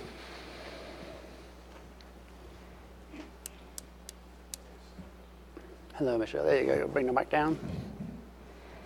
Michelle Brigham, Yelm, Washington. Hello, commissioners. Thank you, Commissioner Blake, for your service to our community and for bringing this chapter to a close before leaving office. As an elected community leader, it is imperative to listen to, understand, and find equitable solutions to citizen concerns. You have endeavored to do that, and you had my vote. Despite our neighbor losing 2 appeals and his industrial-scale dual marijuana operation no longer considered vested, it was obvious from June until November 2018 that large quantities of illicit marijuana were still being produced on the property. According to Mr. Cantus in a recent conversation on my property, the LCB only found tomatoes and peppers in cultivation. Since when do tomatoes and peppers emit a skunk-like odor? Marijuana odors escape greenhouses to disturb neighboring properties. Deception across the board has been obvious.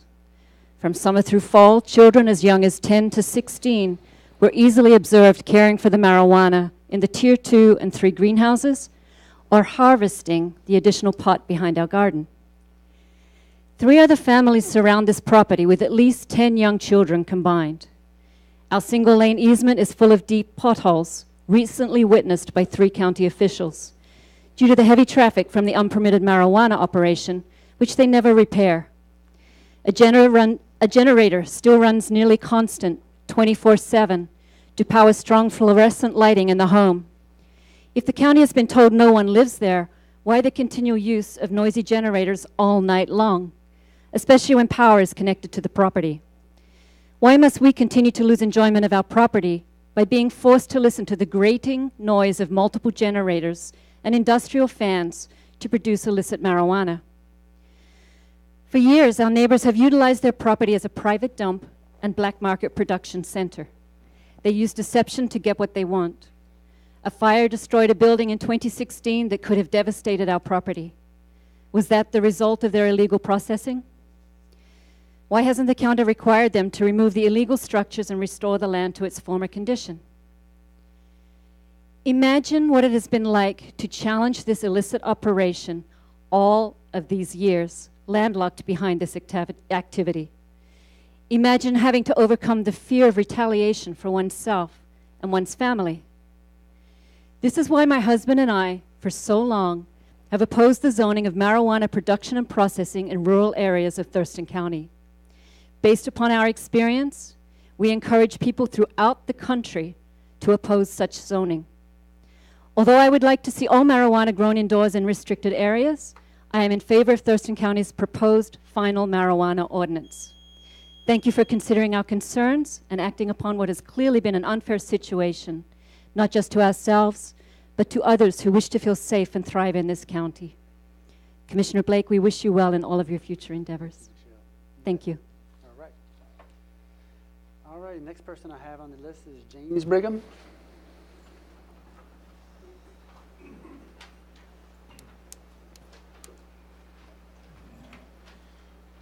My name is James Brigham. As I've told you, many times, I do not believe these operations should be located in rural residential areas.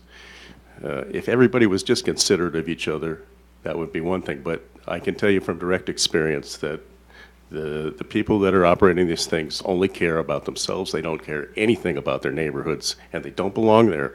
I did vote for the ordinance. I think it should be in industrial areas. I have never seen, I keep hearing about this agriculture. I've never seen an agricultural field surrounded by 8-foot chain link fencing and 300 cameras. That is not agricultural. That is industrial. So I was also here several years ago when the LCB came in and told you how much they cared about local ordinances and how they're so respectful. But what I found directly is they don't care. They wait. And they wait, and you can challenge it. And then once we challenged and won our case with you, the LCB said, oh, well, that's not our problem. We're not going to do anything.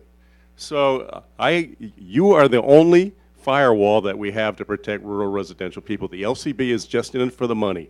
The growers are just in it for the money. So I strongly ask you to please pass this ordinance in its current form. If it was up to me, we'd make it stronger, but what do they say? The best laws are the ones that don't please anybody. So please pass it in its form that it is now. And thank you so much for your service and for listening to me all these years. And Commissioner Blake, I very much appreciate your efforts as well as the rest of you. Thank you. Thank you so much, sir. Okay, so that completes those who signed in on the list. By show of hands in the audience, is there anyone who would like to come to the podium to address the board? Yep, sir, please. And give me your first name, last name. Thank you, Commissioners. Eric Johnson, Southwest Thurston County farmer. Well, I'm affected by one of these marijuana grow operations. My family farm that the family settled on in the 1800s had an operation move in. The big hoop houses, not something that an ordinary farmer would use to start product. Very huge, lots of smell.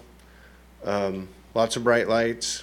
The only thing I have a problem with it is on a residential property. I believe that as a farmer, you have a right to do with your property as you see fit, as long as it doesn't harm anybody else. I put manure out, it smells. Not for very long.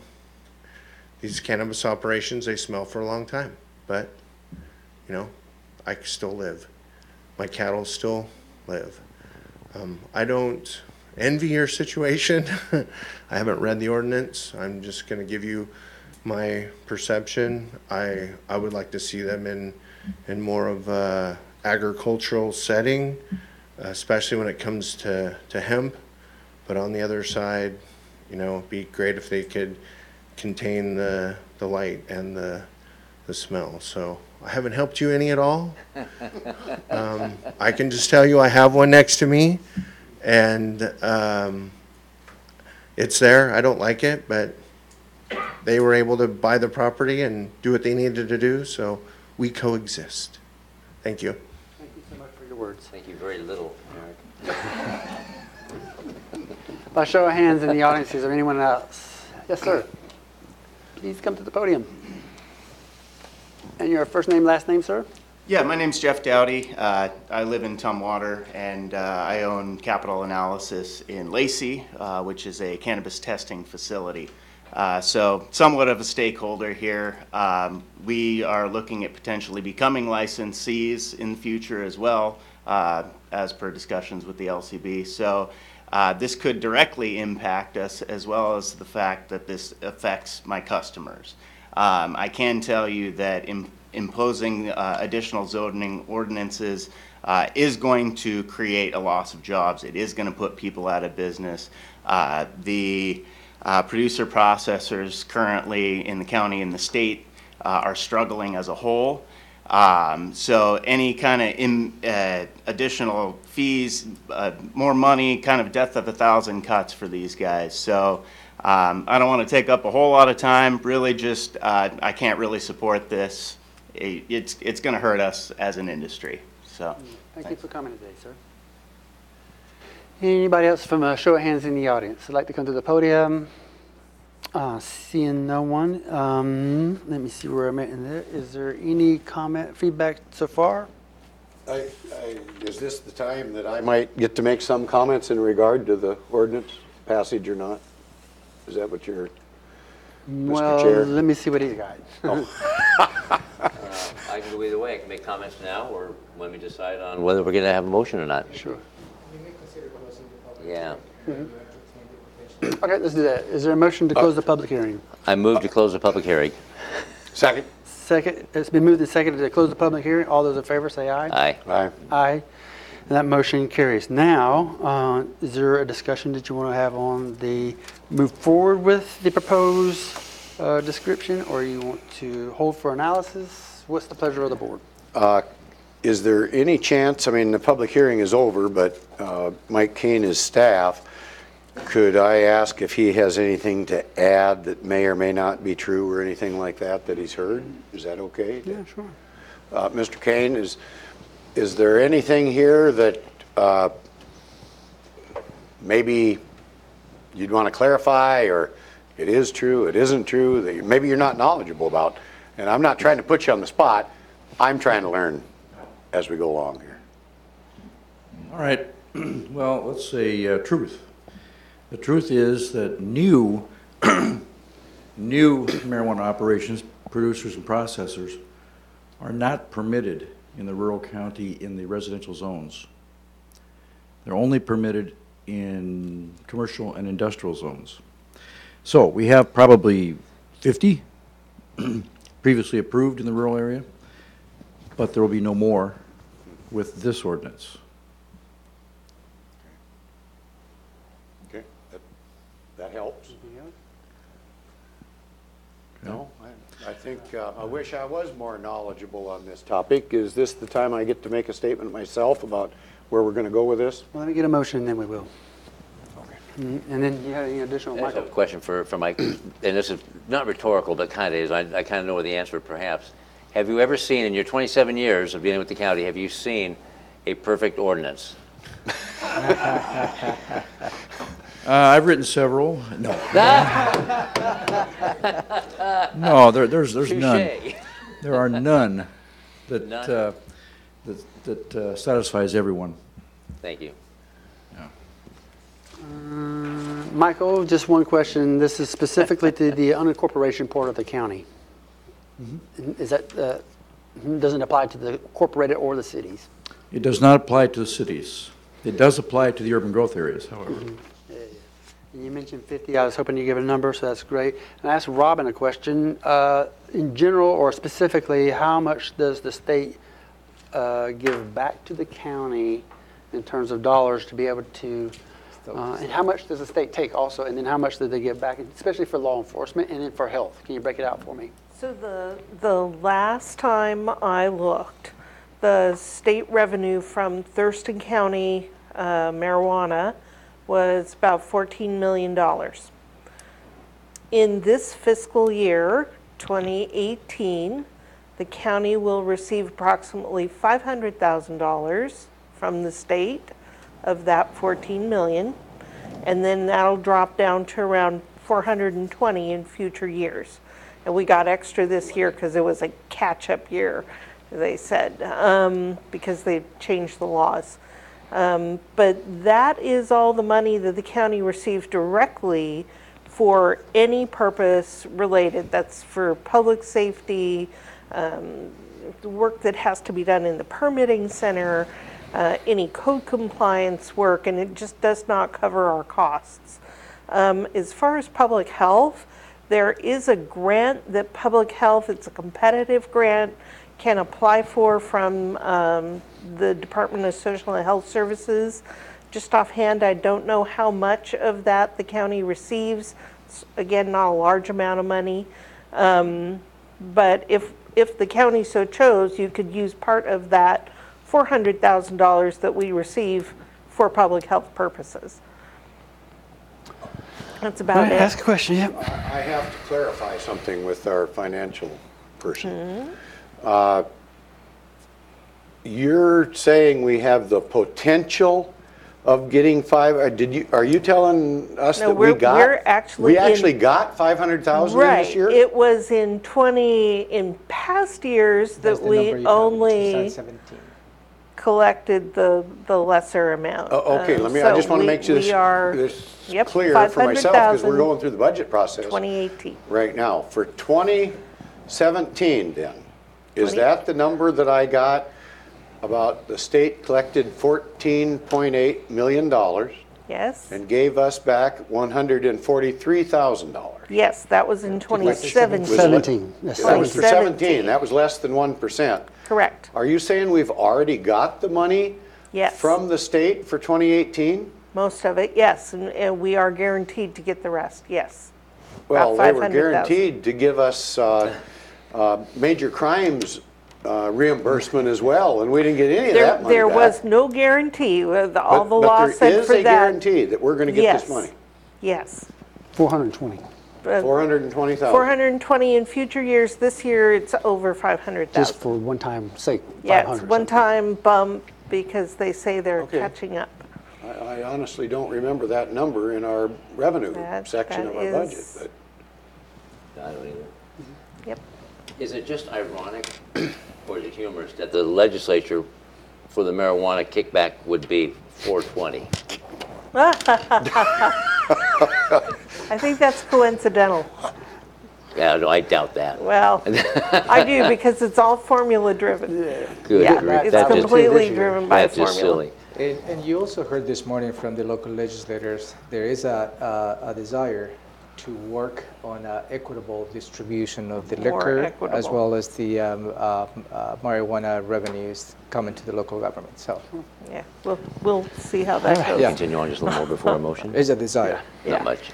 I'd like to say that in my 35 years of law enforcement, one of the things I learned was, as police officers, you police the community as it is, not how you want it to be, and not forcing your own morality, but doing the will of the people. Like Jim Myers had said, the winds of change are about, and the state voted for it, and the county residents are in favor of it. And there is, as Michael confirmed, there is no such thing as a perfect law, but we are charged with making laws and ordinances and policy. So it makes it rather tough, because it's not going to be it's going to be one size fits all until we get down the road. Maybe other things crop up or pop, no pun intended, pop up, and then we have to deal with that, or science, or whatever comes along. So having said that, I'm ready to move on. All right, is there a motion? Sir, will we be able to discuss this further after the motion? Yeah. Mr. Chair, I move to approve an ordinance establishing permanent regulations for state licensed marijuana producers, processors, and retailers in the Thurston County Code, including the Thurston County Zoning Ordinance Title 20, the Zoning Ordinance for the Lacey Urban Growth Area Title 21, the Tumwater UGA Zoning Ordinance Title 22, and the Olympia UGA Zoning Ordinance Title 23, and repealing Ordinance number 14944 as amended and renewed through Ordinance number 15678. Okay, for the sake of discussion and our democracy, I'll second that. Okay, it's been moved and second. Is there a discussion? Yes. First of all, I'm not a marijuana person, just because I'm an old guy, I guess, maybe. But I just feel there are so many things that we don't know about what we potentially could be doing now. I very much want to encourage business. Although I don't agree with this business, it is what it is. The state has said it's legal. The county residents overwhelmingly said it's legal, and they wanted it. So we're stuck with doing something about that rather than just putting our head in the sand, I guess is a simple way to put it. I feel we're obligated to do something. And I just can't bring myself to be in favor of this with so many concerns. Even those people that testified in favor of it don't like it. And so I just think we need more changes to this ordinance. And I know we have not spent enough time on this. But that reflects right back to the past, what the state has given us back.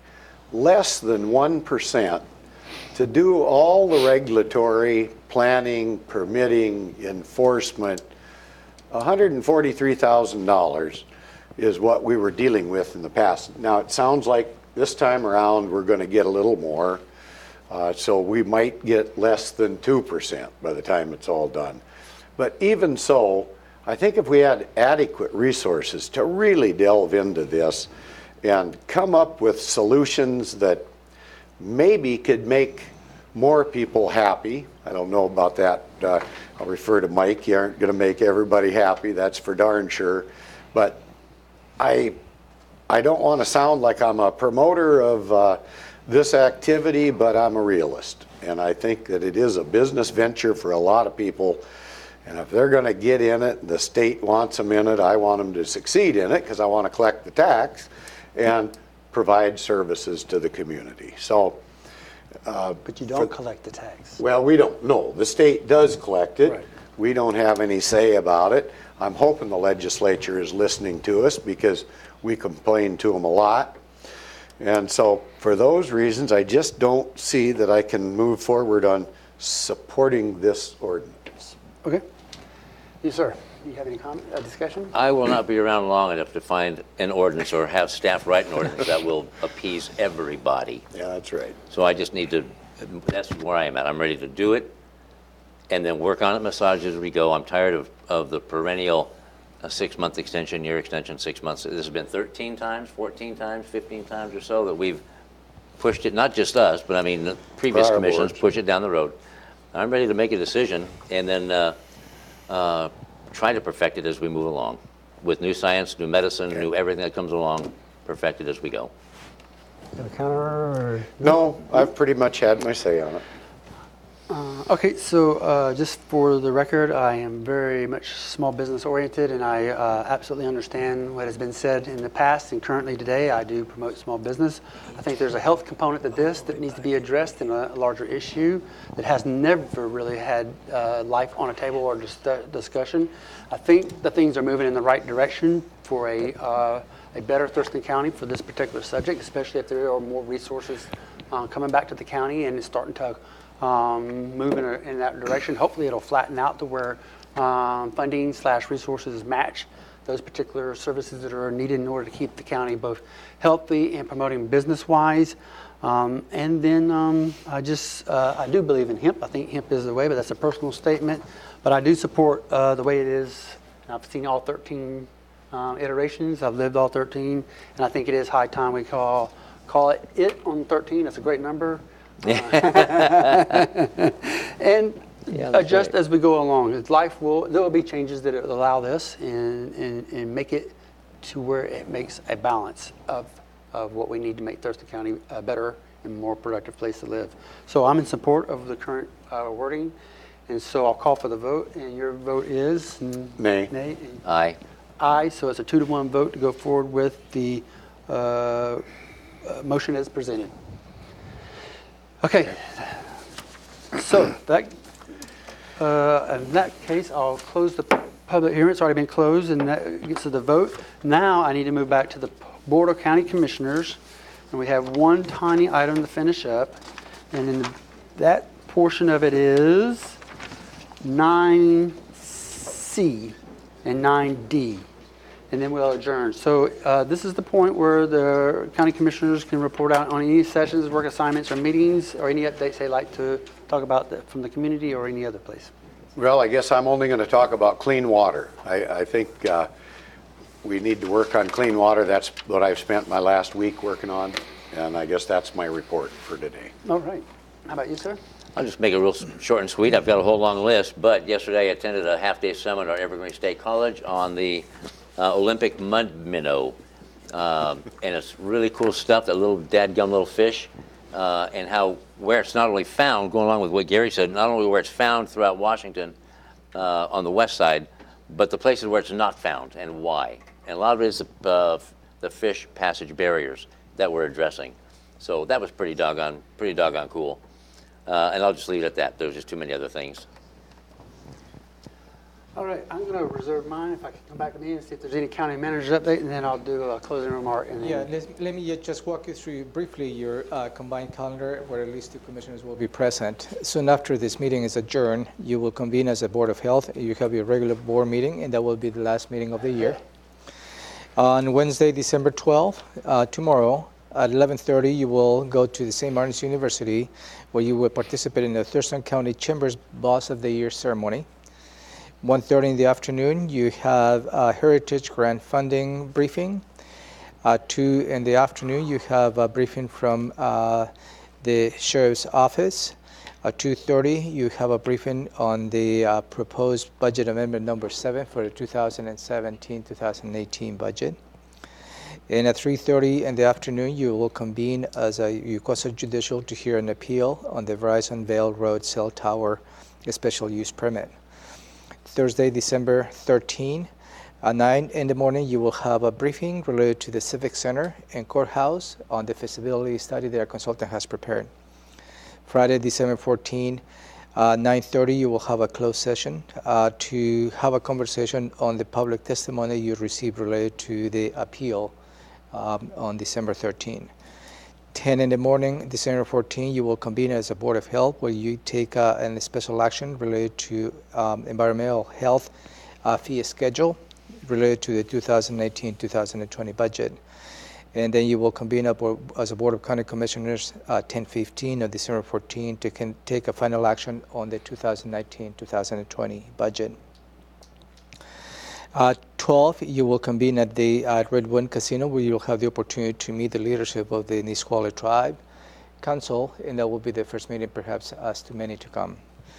And 4 in the afternoon, you have a team building event, and that is going to be located off-site.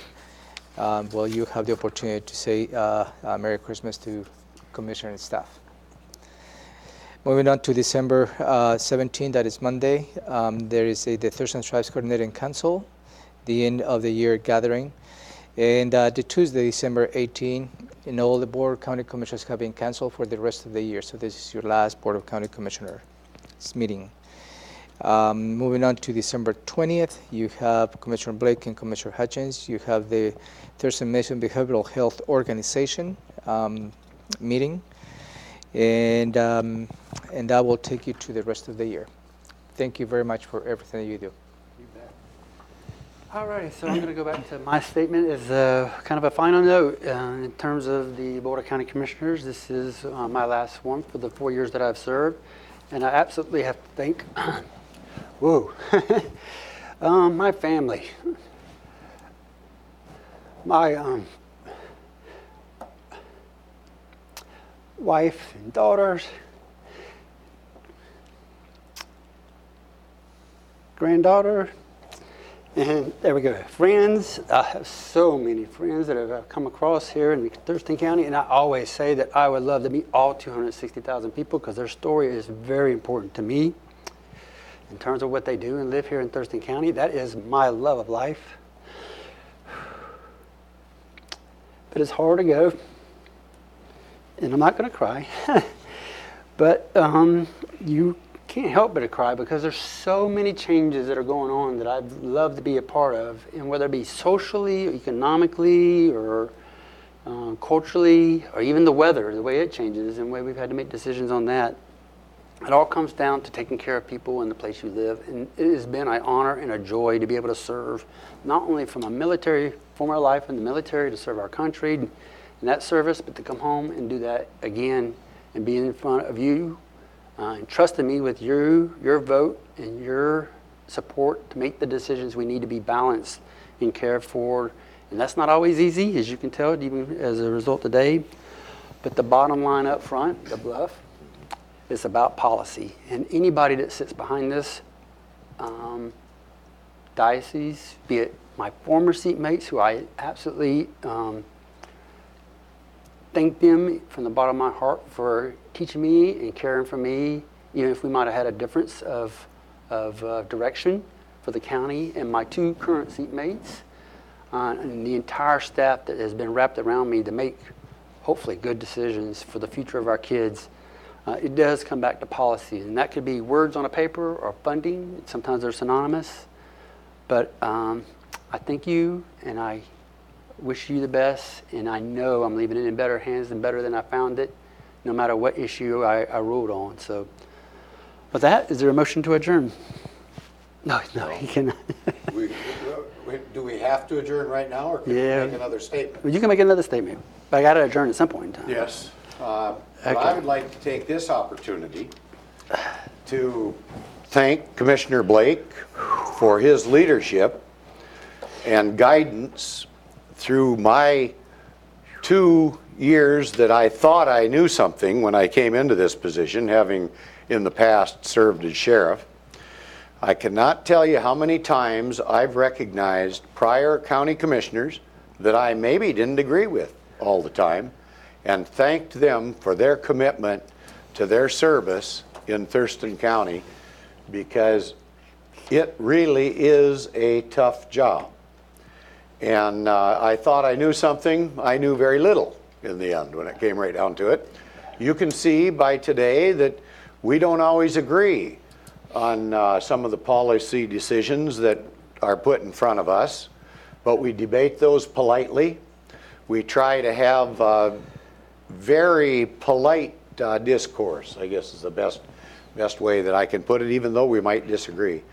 But I just have to say that you have been instrumental in guiding this county for the last 4 years, even though you were not in the majority for your first 2 of this particular term of service. But I want to thank you for your military service to this country and for your continued service to Thurston County. I look forward to hearing from Bud Blake, the past commissioner, because you never know what the future might bring. And I look forward to hearing from you and accepting guidance as time goes on, because I respect that guidance. And I truly thank you for your service, sir. You're welcome. You're welcome. Thank you so much. It's been an honor with you. Sir.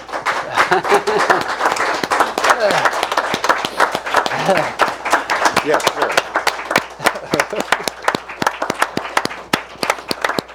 Thank you.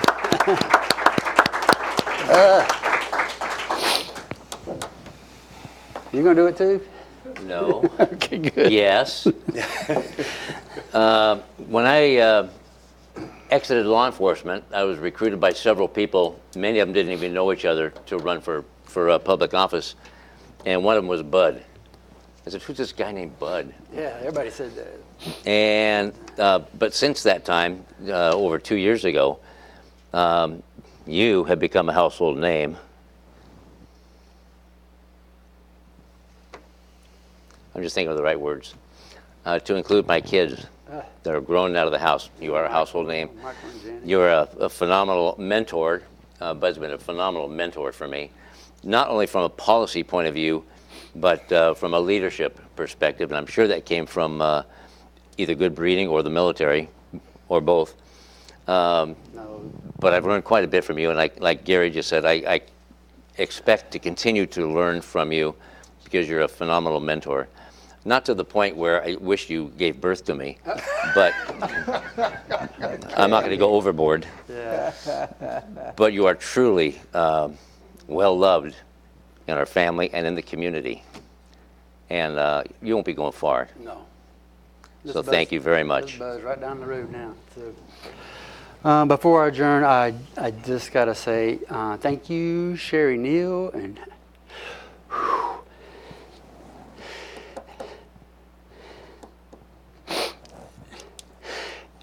Aaron, putting up with me. That's the silliest thing in the world.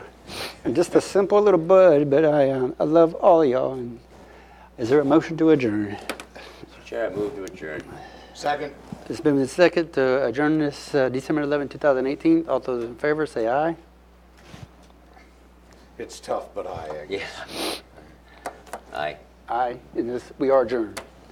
Thank you.